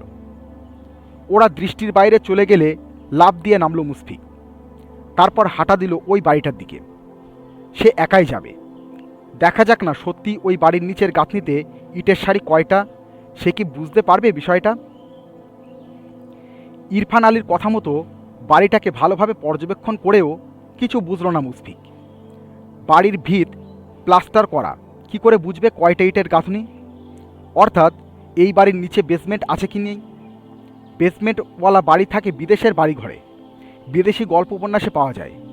এই বাড়িতে কি আছে বেসমেন্ট? মুশফিক কি মনে করে বাড়িটার পিছন দিকে চলে গেল। পিছন দিকে একটা সরু রাস্তা আছে। রাস্তার পাশে ছোট্ট খাল, এখন যা একটা নর্দমায় রূপ নিয়েছে। জায়গাটা নির্জন। তখনই কোত্থেকে ঘেউ ঘেউ করতে করতে একটা কুকুর ছুটে এলো। ভয়ের চোটে লাফ দিয়ে দেয়ালটার উপরে উঠে গেল মুশফিক। কুকুরটা কিছুক্ষণ নিচে দাঁড়িয়ে দাঁত মুখ খিচিয়ে ঘেউ ঘেউ করে চলে গেল। এখন কি করবে মুশফিক বুঝতে পারছে না। কি মনে করে মুশফিক দেওয়াল থেকে ঝাঁপ দিয়ে বাড়ির ভেতরেই নামল। দেখাই যাক না। ভেতরে একটা ঝাঁকড়া কাঁঠাল গাছ, তার পাশে ভাঙাচোরা টেবিল চেয়ার বাক্স। সে এগুলো টোপকে সাবধানে এগিয়ে গেল। তার মাথায় ঘুরছে বেসমেন্ট। বেসমেন্ট থাকলে সেই মহিলা থাকবেন। হাজতের সেই রহস্যময় লোকটা এমনটাই বলেছিল। কিন্তু লোকটার কথাকেই বা সে কেন এত বিশ্বাস করছে কে জানে। এ সময় কিছু কথাবার্তা শুনতে পেল মুশফিক। এগিয়ে গেল কথাবার্তার শব্দ অনুসরণ করে। দেয়াল ঘেঁষে একটা একটা ঘর পাওয়া গেল। তার জানলাটা খোলা। জানলাটার নিচে গিয়ে আস্তে করে উকি দিল। ভেতরে তিনটা লোক কথা বলছে। তিনজনের দুজনকে সে চিনতে পারল। সেই মাইক্রোর ড্রাইভার আর মাইক্রোর অন্য লোকটা, যারা তাদের দুজনকে নদীতে ফেলে দিতে গিয়েছিল। তৃতীয় লোকটাকে চিনতে পারল না মুশফিক। তাদের কথাবার্তা শুনতে কান পাতল। ওদের কথাবার্তায় যা বোঝা গেল, তারা সেই মহিলাকে নিয়েই আলাপ করছে এবং তাকে যে এই বাসাতেই আটকে রাখা হয়েছে সেটাও বোঝা গেল। তার মানে এখানে বেসমেন্ট জাতীয় কিছু একটা আছে। আচ্ছা, ওই পোলা দুইটা মরছে তো? মুশফিক কান খাড়া করে। তাদের কথা হচ্ছে? ময়রা এতক্ষণে ভূত হইয়া গেছে। আর তখনই ওই তিনজনের কেউ একজন জানলার কাছে এলো কিছু ফেলতে এবং দেখে ফেলল মুশফিককে। দেখেই লোকটা আর্তনাদ করে উঠল ভয়ে। ও মা গো! কি হইল? ভূত! ভূত? হ, পোলা দুইটার ভূত দেখলাম। হারাম, ওইখানে খাড়াইয়া আছে। মুশফিক এর প্রচণ্ড হাসি পেল, ভয়ও লাগলো। সে আর দেরি করল না, চট করে পিছিয়ে এসে দেয়াল টপকে বাইরে চলে এলো। বাড়ি ফিরতে ফিরতে একটু রাতই হয়ে গেছে। জেনিফারদের বাসার সামনে এসে তার হাঁটার গতি যেন একটু স্লথ হয়ে গেল। মনে হচ্ছে জেনিফারদের বাসায় কোনো অনুষ্ঠান। বাইরে কম বয়সের ছেলেপেলে, মেয়েই বেশি, তাদের ক্লাসে দু একজনকেও দেখা গেল। তখনই তার মনে হলো আজ জেনিফারের জন্মদিন। সোহেলকেও দেখা গেল হাতে একটা কোনো উপহারের প্যাকেট নিয়ে হনহন করে যাচ্ছে। মুশফিকের কী যে হলো, সে সোহেলের পিছে পিছে জেনিফারদের বাসায় ঢুকে গেল। ভিড়ের মধ্যে সোহেল টের পেল না যে তার পিছে পিছে মুশফিক চলে এসেছে। জেনিফার এগিয়ে এসে সবার কাছ থেকে হাসি মুখে উপহার নিচ্ছে। একসময় সোহেলের দিকে হাত বাড়াল। সোহেলকে টপকে তার নজর গেল মুশফিকের দিকে। অবাক এবং গম্ভীর দুটোই একসঙ্গে হলো যেন জেনিফার। ওর দৃষ্টি অনুসরণ করে সোহেল পিছনে তাকিয়ে মুশফিককে দেখে বলল, তুই? হ্যাঁ, আমি জেনিফার, বলল, তাই এলাম। জেনিফার ভ্রু কুঁচকে তাকালো মুশফিকের দিকে। এই সময় জেনিফারের মা চেঁচিয়ে উঠলেন, বাচ্চারা, তোমরা সব এদিকে আসো, কেক কাটা হবে, জলদি। জেনিফার এর কেক কাটা পর্যন্ত অবশ্য অপেক্ষা করল না মুশফিক।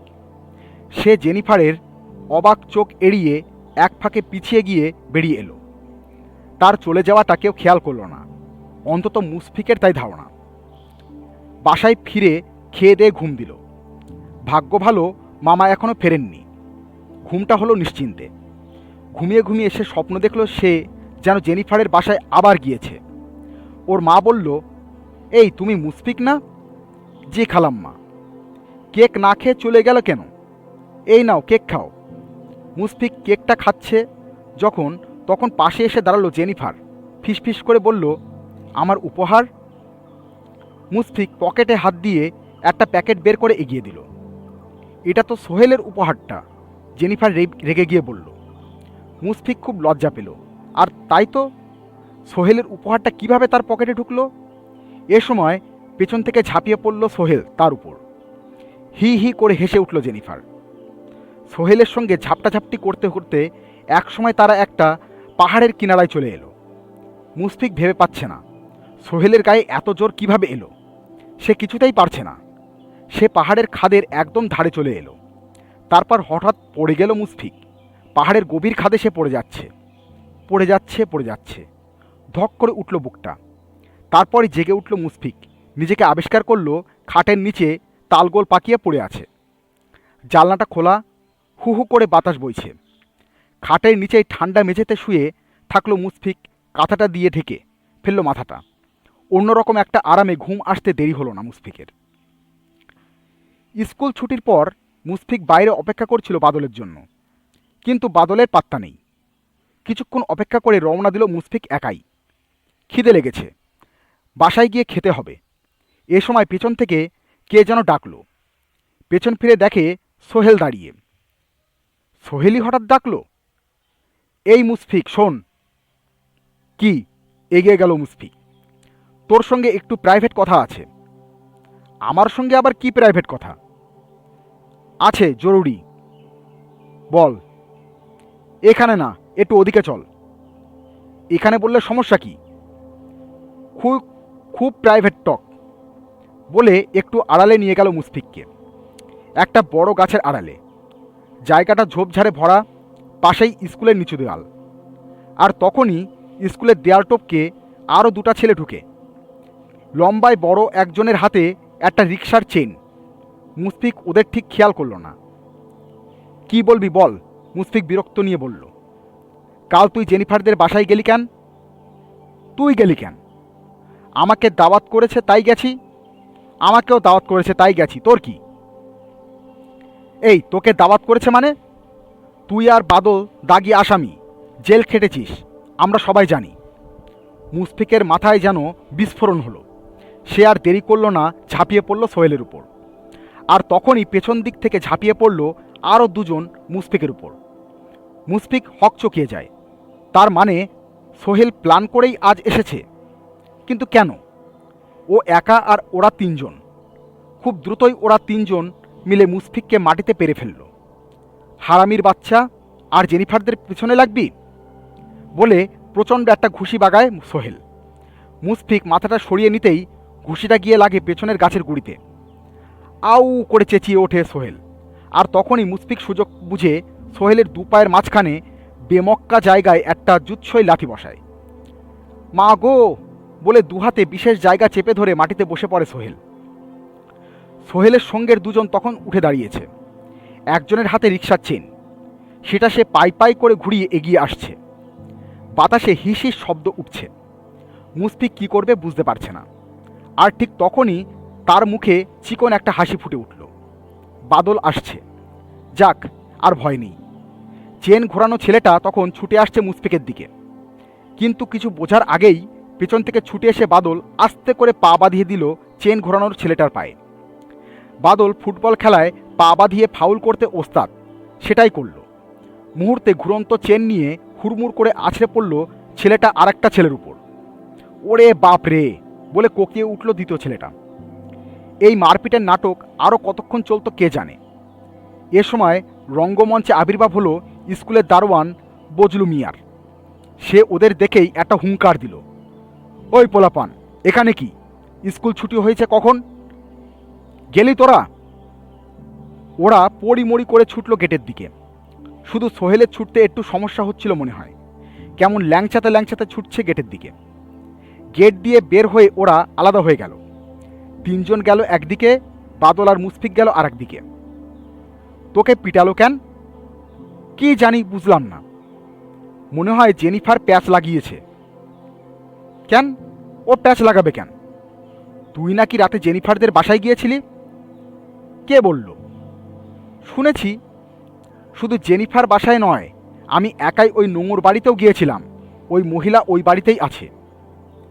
কি বলছিস তুই? কখন গেলি? হঠাৎ রোগ চেপে গেল, তাই একাই চলে গেলাম।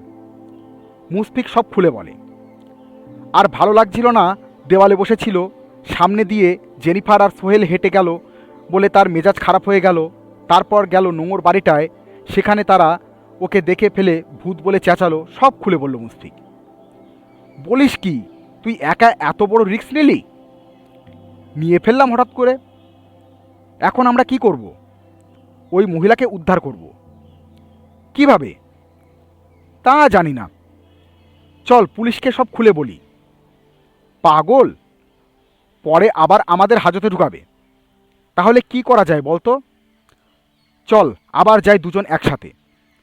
সত্যি যাবি? চল। কবে? কাল, কাল সন্ধ্যায়। বেশ, কাল স্কুল বন্ধ আছে। বাসায় যাই, খিদে লেগেছে। দুজন দুদিকে চলে গেল। বাদলের বাসা রাস্তার ওপারে, আর মুশফিকের বাসা এপারেই, C&Bর গলির ওই মাথায়। সে শ্যুট করে গলিতে ঢুকে পড়ল। সাধারণত এই গলিতে কেউ চলাচল করে না, তবে এই গলি দিয়ে গেলে শর্টকাট হয়। মুশফিক দ্রুত পা চালায়। গলিটা অন্ধকার। ওই মাথায় একটা আলো জ্বলে শুধু। মুশফিক দেখতে পায় সেই আলোয় চারজন কিশোর দাঁড়িয়ে আছে। তাদের একজন সোহেল, সেটা তার দাঁড়ানোর ভঙ্গিতেই বোঝা যাচ্ছে। এবার সংখ্যায় একজন বেশি, এবং দুজনের হাতে চেন। মুশফিক হতাশ হয়ে দাঁড়িয়ে পড়ল। এখন কি করবে? বাদল যে আবার এসে এখন হাজির হবে তেমন সম্ভাবনা নেই।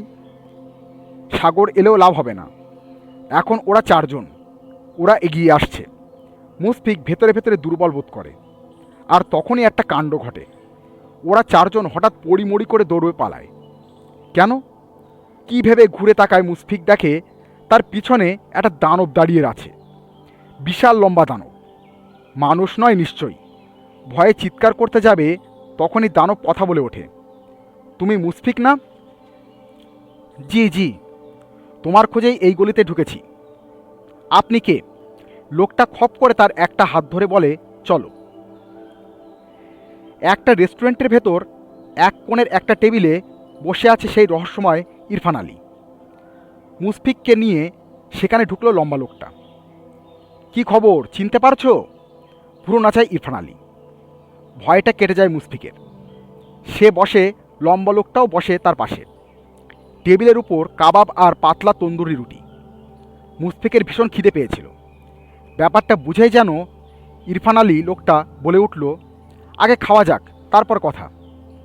মুশফিক আর দেরি করল না, মোটামুটি ঝাঁপিয়ে পড়ল। ইরফান আলী খেতে খেতে মুখ খুলল। তোমরা যে কেসটার পিছনে ছুটছ সেটা বেশ জটিল। মহিলাটা কি ওই বাড়িতে আছে? তোমার কি মনে হয়? আছে। কিভাবে বুঝলে? আমি গিয়েছিলাম। Very good. আমি জানতাম তুমি যাবে। তাহলে তো কাজটা আরও সহজ হয়ে গেল। আমরা কালই যেতে পারি তাকে উদ্ধার করতে। আপনি যাবেন? কেন নয়? তবে ভেতরে যাবে তোমরা, আমি থাকবো বাইরে। কেন? কারণ এটা তোমাদের কেস। ইরফান আলী দুষ্টুমির হাসি হাসে। এ সময় দানবের মতন লম্বা লোকটা কথা বলে ওঠে। ওগো কেস, তাহলে আপনি এর মধ্যে ঢোকেন কেন? কেন ঢুকি জানো না? সব রহস্যের পেছনে একজন নারী থাকে। শুধু এই রহস্যের সামনে একজন নারী। পেছনে? পেছনে কে? পেছনে আসলে রহস্য। রহস্যটা কি? খেতে খেতেই প্রশ্ন করে মুশফিক। রহস্যময় ইরফান আলী মুশফিকের প্রশ্নের জবাব দেয় না। একটা সিগারেট ধরায়। সিগারেটের ধোঁয়া পেঁচিয়ে পেঁচিয়ে উপরের দিকে উঠতে থাকে। মুশফিক লক্ষ্য করে তাদের টেবিলের উপরের বড় বড় করে লেখা, রেস্টুরেন্টের ভেতর ধূমপান না করবার জন্য ধন্যবাদ। রেস্টুরেন্ট থেকে বের হয়ে এসে ওরা বাইরে দাঁড়ালো। মুশফিক কি করবে ঠিক বুঝতে পারছে না। তার এখন কি বলা উচিত? ইরফান আলীকে খাওয়ানোর জন্য ধন্যবাদ দিবে? তবে খাবারটা দারুণ লেগেছে। বাসায় গেলে শুকনো রুটি আর ডাল খেতে হতো মামার রাত্রের মেনু, আর এখানে কাবাব আর পাতলা তন্দুর রুটি, সাথে সালাড। চল মুশফিক, তোমাকে এগিয়ে দিই, ইরফান আলী বলে। দরকার নেই। দরকার আছে। চলো, যেতে যেতে তোমাকে বলছি, বলে হাঁটা শুরু করে ইরফান আলী। মুশফিক আশ্চর্য হয়ে ভাবে, ইরফান আলী কী করে চিনল তার বাসা? ঠিক সেই দিকেই যাচ্ছে। পেছনে পেছনে আসছে দানবের মতন লম্বা লোকটা। অনেকেই তার দিকে ঘুরে ঘুরে তাকাচ্ছে। যেতে যেতে গলা নামিয়ে ইরফান আলী যা বলল, কাল ঠিক 6টার সময় তুমি আর বাদল ওই নোংর বাড়িটার পেছনে চলে আসবে। আমিও থাকব, রকিও থাকবে। লম্বুর দিকে ইঙ্গিত করে ইরফান। কথাগুলো ঠিক কানে ঢুকছিল না যেন মুশফিকের, কারণ তারা তখন জেনিফারদের বাসার সামনে দিয়ে যাচ্ছে এবং জেনিফারকে তাদের বারান্দায় দেখা যাচ্ছে। বারান্দার লাইটটা অফ করা, কিন্তু মুশফিক বুঝতে পারছে জেনিফার তাদের লক্ষ্য করছে। লক্ষ্য করারই কথা, ওদের সঙ্গের লম্বা লোকটাকে যে কেউ দেখে একবার তাকাবে। হঠাৎ ইরফান আলী দাঁড়িয়ে গেল জেনিফারদের বাসার সামনে। না মানে, থতমত খেয়ে যায় মুশফিক। জেনিফার এখন ওদের তিনজনকে অবাক হয়ে দেখছে। আচ্ছা, আমরা চললাম, কাল দেখা হবে, বলেই ওরা দ্রুত চলে গেল। মুশফিক 2-1 মিনিট দাঁড়িয়ে দৌড় দিল নিজের বাসার দিকে। এমনিতেই অনেক দেরি হয়ে গেছে। ঘরটা 8 ফিট বাই 8 ফিট। একটা টিমটিমে আলো জ্বলছে। ঘরের মাঝখানে চুল ছড়িয়ে বসে আছেন মিসেস রুমানা। আজ 2 সপ্তাহ ধরে তিনি এ ঘরটায় বন্দী। ঘরের সব দরজা জানলা বন্ধ। অ্যাটাচ ছোট্ট টয়লেটের জানলাটা শুধু খোলা, তবে খুপড়ির মতন জানলাটার ওপাশে একটা খড়খড়ে দেওয়াল। চারিদিকে নিঃশব্দ। তবে মিসেস রুমানা বুঝে গেছেন তাকে রাখা হয়েছে মাটির নিচের কোনো ঘরটায়। এটা তার শ্বশুরের করা বাড়ি, অনেক পুরনো বাড়ি। এই বাড়ির নিচের ঘরগুলোতে মিসেস রুমানা কখনো আসেননি। একরকম বলা যায় ভয়েই আসেননি। আর আজ কিনা তাকেই এখানেই বন্দি করতে হয়েছে। এরা সকালে আর রাতে এই দুবেলা খাবার দেয়, তখন জানলা খোলা হয়। ছোট একটা টিফিন ক্যারিয়ারে করে দেওয়া হয় খাবারটা। এর কারণ ওই ছোট্ট টিফিন ক্যারিয়ারটা ওই জানলার 2 শিকের মাঝখান দিয়ে ঢুকে।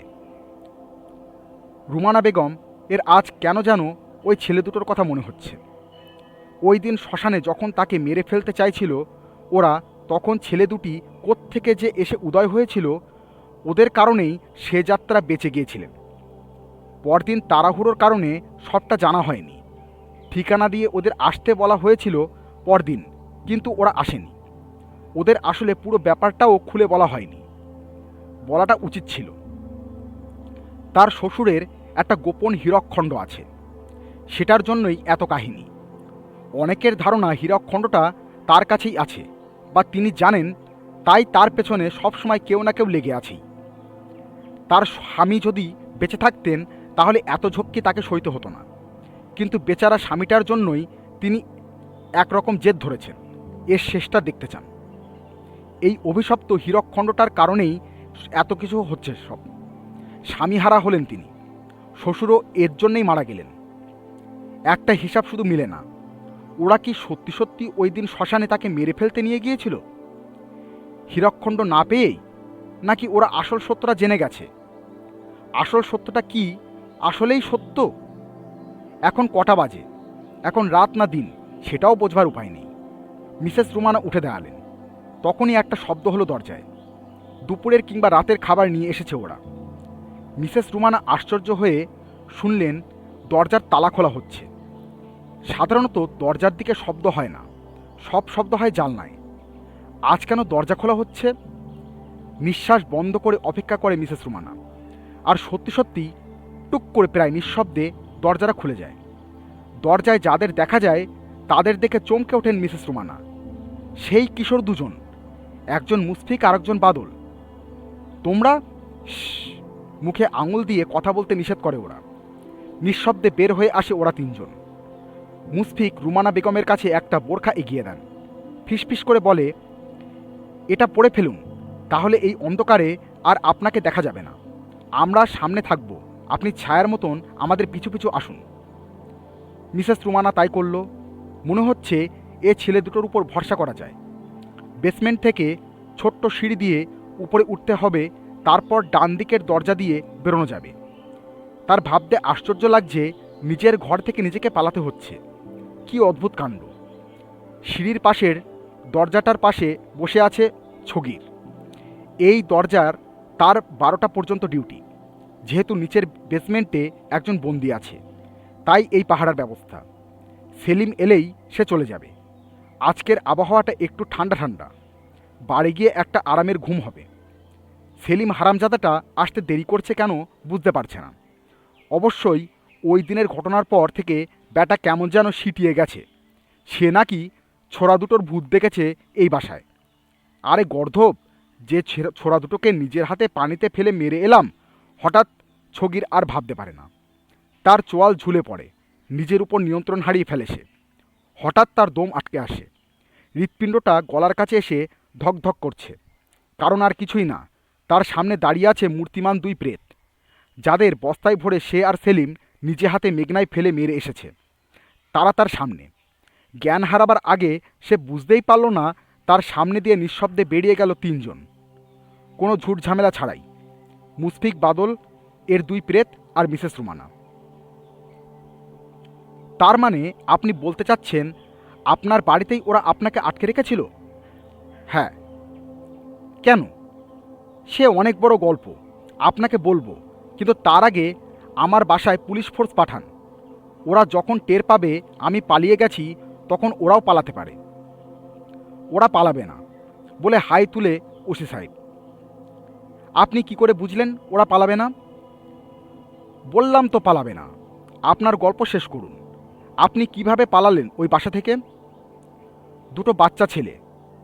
উফ, বুঝতে পেরেছি, বাদল আর মুশফিকের নামের ফাজিল ছোড়া দুটো আবার মাঠে নেমেছে। ফাজিল হবে কেন? সে কাহিনী পরে শুনবেন। এখন বলুন, আপনার পেছনে ওরা কেন লাগলো? মানে ওই দলটা কেন? আসল রহস্যটা কি? দেখুন, আপনি এখনই পুলিশ ফোর্স নিয়ে যাবেন কিনা, ইয়েস অর নট? বলে মিসেস রুমানা উঠে দাঁড়ায়। আহা রুমানা আপা, বসেন বসেন, রাগ করেন কেন? চা খান। এই চা দাও। দেখুন, আমি কিন্তু আপনার বিরুদ্ধে কর্তব্যে অবহেলার অভিযোগ আনতে বাধ্য হব। একজন বিপদগ্রস্ত মানুষ হিসাবে আপনার সাহায্য চাচ্ছি, আর আপনি দেরি করছেন। এ পর্যায়ে হো হো করে হেসে ওঠে ওসি সাহেব। আপা, আপনি ওই বাড়ি থেকে বের হবার পরপরই ওদের গ্রেপ্তার করা হয়েছে। ওদের কুর্মিটোলা থানা হাজতে নেওয়া হয়েছে, কারণ আপনার বাড়িটা ওই থানার আন্ডারেই পড়েছে। কেস করতে আপনাকে এখন ওই থানাতে যেতে হবে। কিন্তু দেখুন, আপনার কেসটা জটিল। আমাদের নজর ছিল শুরু থেকেই, এসবির আন্ডারে ছিল কেসটা। তবে হ্যাঁ, স্বীকার করতেই হবে, ওই ছেলে দুটোর কারণে কিন্তু ওদের গ্রেপ্তার করতে পারলাম। ওই বাড়িটা আমাদের নজরদারিতে ছিল। আপনি বরং দেরি না করে ওই থানায় চলে যান। আমি গাড়ি দেবো সঙ্গে। ওসি সাহেব অবশ্য জোর করে মিসেস রুমানাকে তাদের একটা গাড়িতে উঠিয়ে দিলেন। বলে দিলেন কুর্মিটোলা থানায় যেতে। সাদা রঙের গাড়িটা অবশ্য তা করল না। এদিক ওদিক ঘুরে হঠাৎ একটা গলিতে ঢুকিয়ে নিল। দুপাশ থেকে কিছু লোক এসে মিসেস রুমানার মুখে কিছু চেপে ধরল। অ্যামোনিয়ার কটু গন্ধ মুখে নিয়ে জ্ঞান হারালেন মিসেস রুমানা। এই নিয়ে দ্বিতীয়বারের মতন কিডন্যাপ হলেন তিনি। মিসেস রুমানার শ্বশুরের একটা হীরকখণ্ড ছিল। তিনি যেটা পেয়েছিলেন তার পূর্বপুরুষের কাছ থেকে। সে বহু বছর আগের কথা। বংশানুক্রমে হীরকখণ্ডটা এসে পৌঁছায় মিসেস রুমানার স্বামীর কাছে। মিসেস রুমানার স্বামী ওয়াহাব সাহেব পেশায় একজন শিল্পী ছিলেন। তিনি করলেন কি, ওই হীরকখণ্ডটার একটা হুবহু 3D কপি তৈরি করলেন এবং সেটা রাখলেন ব্যাংকের লকারে, আর আসলটা রাখলেন নিজের কাছে। কেন এ কাজ করলেন? অন্য উত্তরাধিকারীরা যেন জানে হীরকখণ্ডটা ব্যাংকে আছে। এই হীরকখণ্ডের অন্য উত্তরাধিকারী ছিল? হ্যাঁ, মিসেস রুমানার শ্বশুরের দ্বিতীয় পক্ষের স্ত্রীর দিক থেকে কিছু উত্তরাধিকারী আছে। যদিও মিসেস রুমানার স্বামী আইনগত আসল দাবিদার তার নামেই উইল করা, কিন্তু হঠাৎ একদিন তিনি খুন হয়ে গেলেন। কারণ ওই হীরকখণ্ড খুব দামি ওটা। অবশ্যই, তাছাড়া দামের চেয়ে এর ঐতিহাসিক মূল্য অনেক বেশি। কারা খুন করল? যারা মেরে ফেলতে চেয়েছিল মিসেস রুমানাকে, তারাই। মেরে ফেলতে চেয়েছিল কেন? তারা আসলে নকল হীরেটা পেয়ে গিয়েছিল। মনে আছে একবার ঢাকার একটি প্রাইভেট ব্যাংকের ভল্ট থেকে সব চুরি হলো? ওখান থেকে নকল হীরেটাও চুরি হয়। প্রতিপক্ষ ভাবল হীরে চুরি প্রসঙ্গ চাপা পড়বে মিসেস রুমানার স্বামীকে মেরে ফেললেই। কারণ এর নকল একটা কপি যে ব্যাংকে আছে, ধোঁকা দেবার জন্য, সেটা মিসেস রুমানাও জানতেন না। হয়তো এখনও জানেন না, জানেন শুধু তার স্বামী। উফ, এত জটিলতা! হ্যাঁ, কেঁচো খুঁড়তে সাপ বের হয়। এই কেসে বের হয়েছে বিশাল সাইজের এক আফ্রিকান অ্যানাকোন্ডা। আচ্ছা, আপনি এত কিছু জানলেন কিভাবে? ইরফান আলী এবার দাঁত মুখ খিচিয়ে হাই তুললেন। বাদল, মুশফিক আর ইরফান আলী একটা রেস্টুরেন্টে বসে খেতে খেতে গল্প করছিল। তারা তখনও জানে না যে মিসেস রুমানা আবার কিডন্যাপ হয়েছে, তবে ইরফান আলী জানে। আচ্ছা, আপনি এত কিছু জানেন কিভাবে? আবারও প্রশ্ন করে বাদল। আসল হীরেটা আসলে ঠিক কোথায় আছে? একটা গল্প বলি। একটা মুরগির ছানা রাস্তা পার হবে, দৌড় দিল। বিষয়টা কোয়ান্টাম বিজ্ঞানী হাইজেনবার্গ খেয়াল করলেন। তিনি তখন বলেন, যেহেতু মুরগির বাচ্চাটা দ্রুত ছুটে রাস্তা পার হচ্ছে, কাজেই বাচ্চাটার অবস্থান আর তার দৌড়ের গতি আমরা একসঙ্গে পর্যবেক্ষণ করতে পারবো না। এটা বলে কেন বললাম জানো? আমি খেয়াল করেছি তোমরা সবসময় একসঙ্গে দুজনই প্রশ্ন করো। এই জগতে একটি জিনিসের দুটি বিষয়কে একসঙ্গে ব্যাখ্যা করা যায় না, অনেকটা হাইজেনবার্গের অনিশ্চয়তার সূত্রের মতো। তবে হ্যাঁ, আমি হাইজেনবার্গ নই, তার তস্য ভাব শীর্ষ বলতে পারো। তখন ইরফান আলী অদ্ভুত একটা কাণ্ড করলেন। চোখ বন্ধ করে শরীরের মধ্যে কেমন একটা ঢেউ তুললেন। ঢেউটা পেটের মধ্যে শুরু হয়ে গলার মধ্য দিয়ে যেন মুখে এসে শেষ হলো। বাদল আর মুশফিক অবাক হয়ে দেখল, মুখ খুললেন ইরফান আলী, তার জিভের উপর একটা কিছু ঝিলিক দিয়ে উঠল। তিনি সেটা হাতে নিলেন। হাতের তালুতে জলপাইয়ের আকারে ঝকঝক করছে একটা অদ্ভুত হীরকখণ্ড। তারা যেহেতু একটা রেস্টুরেন্টের কেবিনে বসেছিল, তাই হীরকখণ্ডের দুটি কেবিনের বাইরে গেল না, কেউ জানতেও পারল না। পেটের ভিতর কিছু লুকিয়ে রাখার কৌশলটা আমি এক ভারতীয় যোগীর কাছে শিখেছি। হ্যাঁ, হীরকটা আমার কাছেই আছে। আসল হীরকখণ্ডটা আপনার কাছে? কিন্তু কিভাবে? তাহলে চলো আবার হাইজেনবার্গের কাছেই যাই। চট করে রুমালে পেঁচিয়ে হীরকখণ্ডটা পকেটে চালান করে দিলেন ইরফান আলী। জার্মানির মিউনিক শহরে কোয়ান্টাম পদার্থবিদ হাইজেনবার্গ একবার গাড়ি চালিয়ে যাচ্ছিলেন, বেশ জোরেই চালাচ্ছিলেন। ট্রাফিক সার্জেন্ট তাকে থামালো, বলল, আপনি কি জানেন আপনি কত জোরে চালাচ্ছেন আপনার গাড়ি? না, তবে এটা জানি আমি কোথায় যাচ্ছি। এবার বলি, হীরকখণ্ডটা আমার কাছে কেন? কারণ আমি মিসেস রুমানার স্বামী মিস্টার ওয়াহিদ উদ্দিন। আমি বেঁচে আছি। শত্রুর নাকে মুখে ছাই দিয়ে এখনও বেঁচে আছি। এবং এই রহস্যময় হীরকখণ্ডটার কারণে আমি সব আগাম খবর কিভাবে যেন পেয়ে যাই। যেমন এই মুহূর্তে আমি জানতে পারলাম রুমানাকে আবার কিডন্যাপ করেছে ওরা। কি বলছেন? হ্যাঁ চলো, এক্ষুনি চলো। তারা তিনজনে একসঙ্গে ছুটে বের হলো। লম্বু রকি আগে থেকেই গাড়িতে বসেছিল। ওরা ওঠা মাত্র গাড়ি স্টার্ট দিল। ওরা ছুটল। থানা হয়ে পুলিশ নিয়ে ওরা দুটো গাড়িতে করে আবার ছুটল। ওসি সাহেব এক গাড়িতে, ওরা ওদের গাড়িতে পেছনে পেছনে। যেতে যেতে মুশফিক হঠাৎ ফিসফিস করে ইরফান আলীকে বলল, আচ্ছা, হিরেটা যদি আপনার কাছেই আছে তাহলে এত ঘটনার দরকার কী ছিল? আর আপনিই বা মারা গেছেন এমন ধারণা দেওয়ার দরকার ছিল কেন? ইরফান আলী ওরফে ওয়াহিদ উদ্দিন মৃদু হাসলেন। তারপর বললেন, আবার একই বিষয় নিয়ে দুটো প্রশ্ন, তবে সঠিক প্রশ্ন। একটা সাদা একতলা বাড়ি, বিড়বিড় করে বলল ইরফান আলী ওরফে ওয়াহিদ উদ্দিন। ইরফান সাহেব, আপনি কিন্তু বহুত ঝামেলা করেছেন।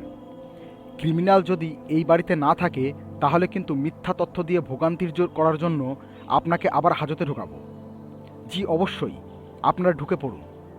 এই সাদা বাড়িতে? আপনি শিওর ঢুকবো? 1 মিনিট বলে ইরফান আলী ঘুরে দাঁড়ালো। পেছনের বাড়িটা অতিরিক্ত রংচঙে, কোনো রং বাদ নেই। খুঁজলে 7 রঙই পাওয়া যাবে, বোধহয় বেনি আসহ কলা। ইরফান আলী ঘুরে তাকালো বাদল আর মুশফিকের দিকে। আচ্ছা বলো তো, খারাপ রং কোথায় শেষ হয়? ওরা দুজন অবাক হয়ে একজনের দিকে আরেকজন তাকায়। ইরফান আলী আবার ফিসফিস করে, প্রিজমে। ওসি সাহেব এই বাড়িতে, সম্পূর্ণ উল্টো দিকের বাড়িটা দেখায় ইরফান আলী। এটা সাদা রঙের বাড়ি হলো কিভাবে? প্রায় খেকিয়ে ওঠে এসি সাহেব। ফাজলামো পেয়েছেন আপনি? 7 রং মিলেই হয় সাদা, হাসি মুখে বলেন ইরফান আলী। ওসি সাহেব যথেষ্ট বিরক্ত হয়ে 7 রঙের বাড়িটাতে ঢুকে যান তার দলবল নিয়ে। ওরা তিনজন দাঁড়িয়ে থাকে দূরে। লম্বা লোকটা দাঁড়িয়ে থাকে আরও দূরে একটা ল্যাম্পপোস্টের পাশে, যেন সে নিজেই আরেকটা ল্যাম্পপোস্ট। মিসেস রুমানার উদ্ধার পর্বটা হলো খুব সাদাসিধেভাবে। একজন মহিলা আর 4 জন পুরুষ ধরা পড়ল। পরে জানা গেছে মহিলাটি আসলে মহিলা নয়, সেও পুরুষ, মহিলা সেজে থাকত। তবে মিলন পর্বটা হলো খুব সুন্দর। মিসেস রুমানা আর ইরফান আলী থুরি ওয়াহিদ সাহেবের মিলনটা হলো খুব সুন্দরভাবে। কাঠখোট্টা ওসি সাহেব পর্যন্ত কেঁদে ফেললেন। দূরে দাঁড়িয়ে লম্বুকেও চোখ মুছতে দেখা গেল। ওসি সাহেব মুশফিক আর বাদলকে ধন্যবাদ দিলেন, কারণ তারা ইনিশিয়েটিভ নেওয়ার নাকি থলের বিড়াল বের হয়ে এসেছে। তবে বিড়াল কালো না সাদা সেটা বলেননি। অনেক রুই কাতল মৃগেল, একটা তিমিও নাকি ধরা পড়েছে। তবে তিমিকে জেলে ঢোকাতে পারবেন কি না তা নিয়ে সন্দেহ প্রকাশ করলেন ওসি সাহেব। জেলে ঢোকাতে না পারলেও ওকে আমি ল্যাজে এমন খেলাবো যে ওর সব তেল ঝরে যাবে। ইরফান আলী ওরফে ওয়াহিদ উদ্দিনকে নাকি তিনি টোপ হিসাবে ব্যবহার করে এই কেসের কাজ করেছিলেন। ইরফান আলী যে মিসেস রুমানার স্বামী তাও জানতেন তিনি। তাকে নিয়েই কেসটা সাজিয়েছেন তিনি, এমনটাই বললেন ওসি সাহেব। বুঝলে ভাইয়া, পুলিশের কাজে অনেক খারাপ হতে হয়। মেজাজ ঠিক রাখা সত্যি মুশকিল হয়ে যায়। ভালো মানুষের সাথে ঘুরি নাকি আমরা? আমাদের কাজ কারবার সব চোর ডাকাত খুনির সাথে, কি বলো? বাদল আর মুশফিক মাথা ঝাঁকায়।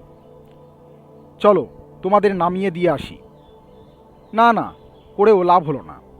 উঠতে হলো পুলিশের পিকআপ ভ্যানে। মিসেস রুমানা আর ওয়াহিদ উদ্দিন দুজন এখন যেতে পারবেন না, তাদের অনেক ফর্মালিটিস আছে। তারা বিদায় জানালেন, বললেন শিগগির তাদের আবার দেখা হবে দুটা বিশেষ অকেশনে। দুটা কেন? সময় হলেই জানাবে। আচ্ছা। দুজনেই হাত নাড়ে। লোকটা পাগল কিসমের, ওসি সাহেব নিজেই গাড়ি চালাতে চালাতে বললেন। পাগল হলেও লোক ভালো। বাদল আর মুশফিককে ওদের বাসার গলির মোড়ে নামিয়ে দিয়ে ওসি সাহেব চলে গেলেন এবং যাওয়ার সময় হুঁশিয়ার করে দিয়ে যান এসবে যেন আর না জড়ায়। তারও মাথা ঝাঁকায়, আর জড়াবে না। চল।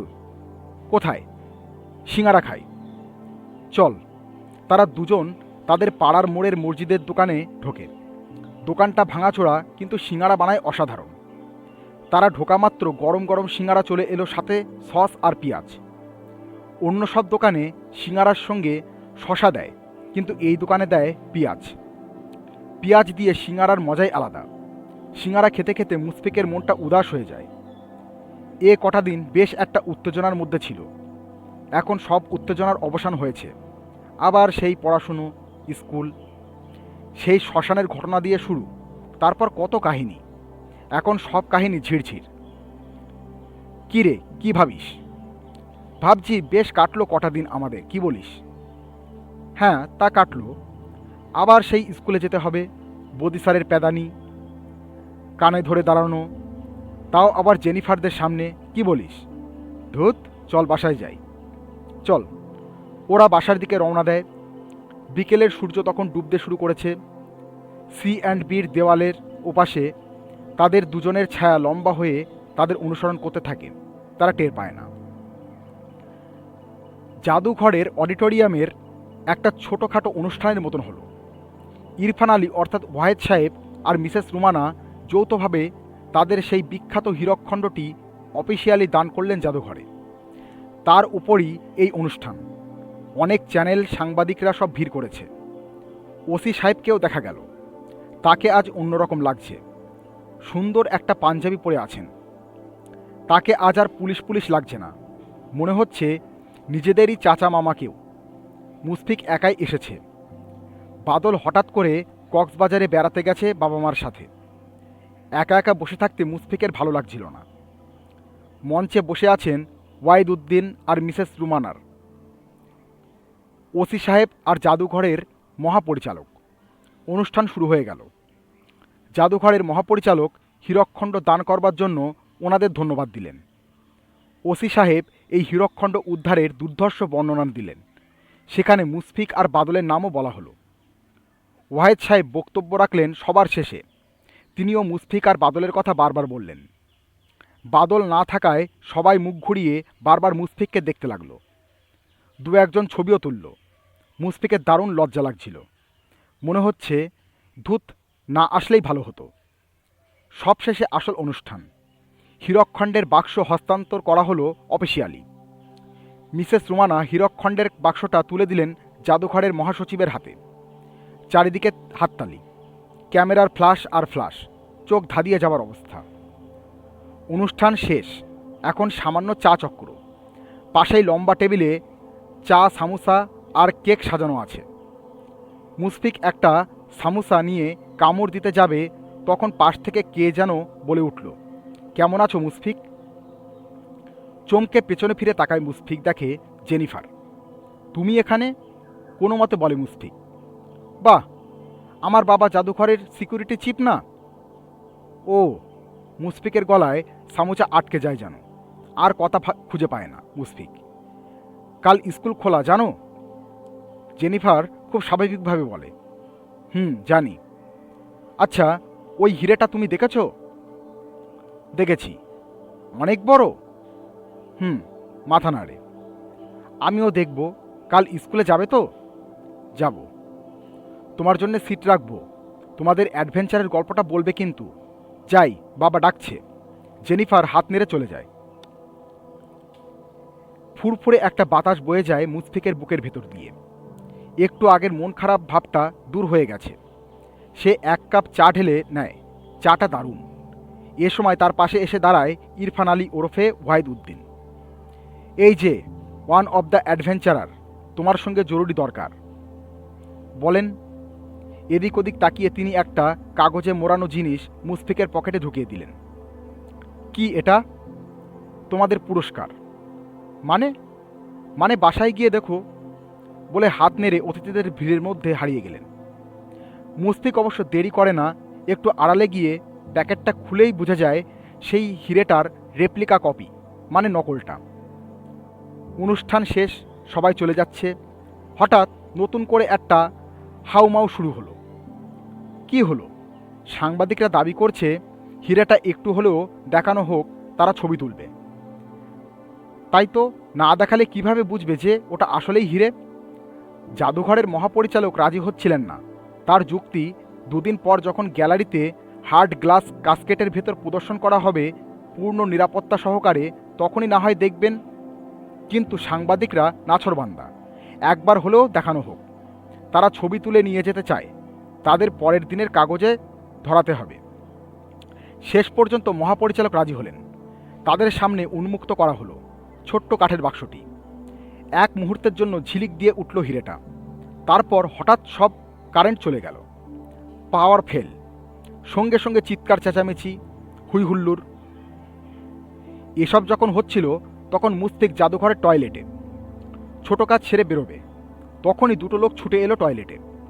দুজনের এত উত্তেজিত যে তারা মুশফিককে খেয়ালই করল না। কি মনে করে মুশফিক একপাশে সরে এলো যেন ওরা দেখতে না পায়। জলদি ফয়েল পেপার দিয়ে মোড় হিরেটাকে। হিরে শুনেই কান খাড়া করল মুশফিক এবং তাদের কথাবার্তা, আচার আচরণে সে বুঝে গেল এইমাত্র তারা যেভাবেই হোক মূল্যবান হিরেটা হাত করেছে এবং সেটা ফয়েল পেপারে মোড়াচ্ছেন যেন বের হওয়ার সময় চেকিংয়ে ধরা না পড়ে। তখনই আহ কি করলি বলল একজন এবং বোঝা গেল হিরেটা ফয়েল কাগজে পেঁচাতে গিয়ে হাত ফসকে পড়ে গেছে। আর কি আশ্চর্য, সেটা মার্বেলের মতন গড়াতে গড়াতে একদম মুশফিকের পায়ের কাছে এসে থামল।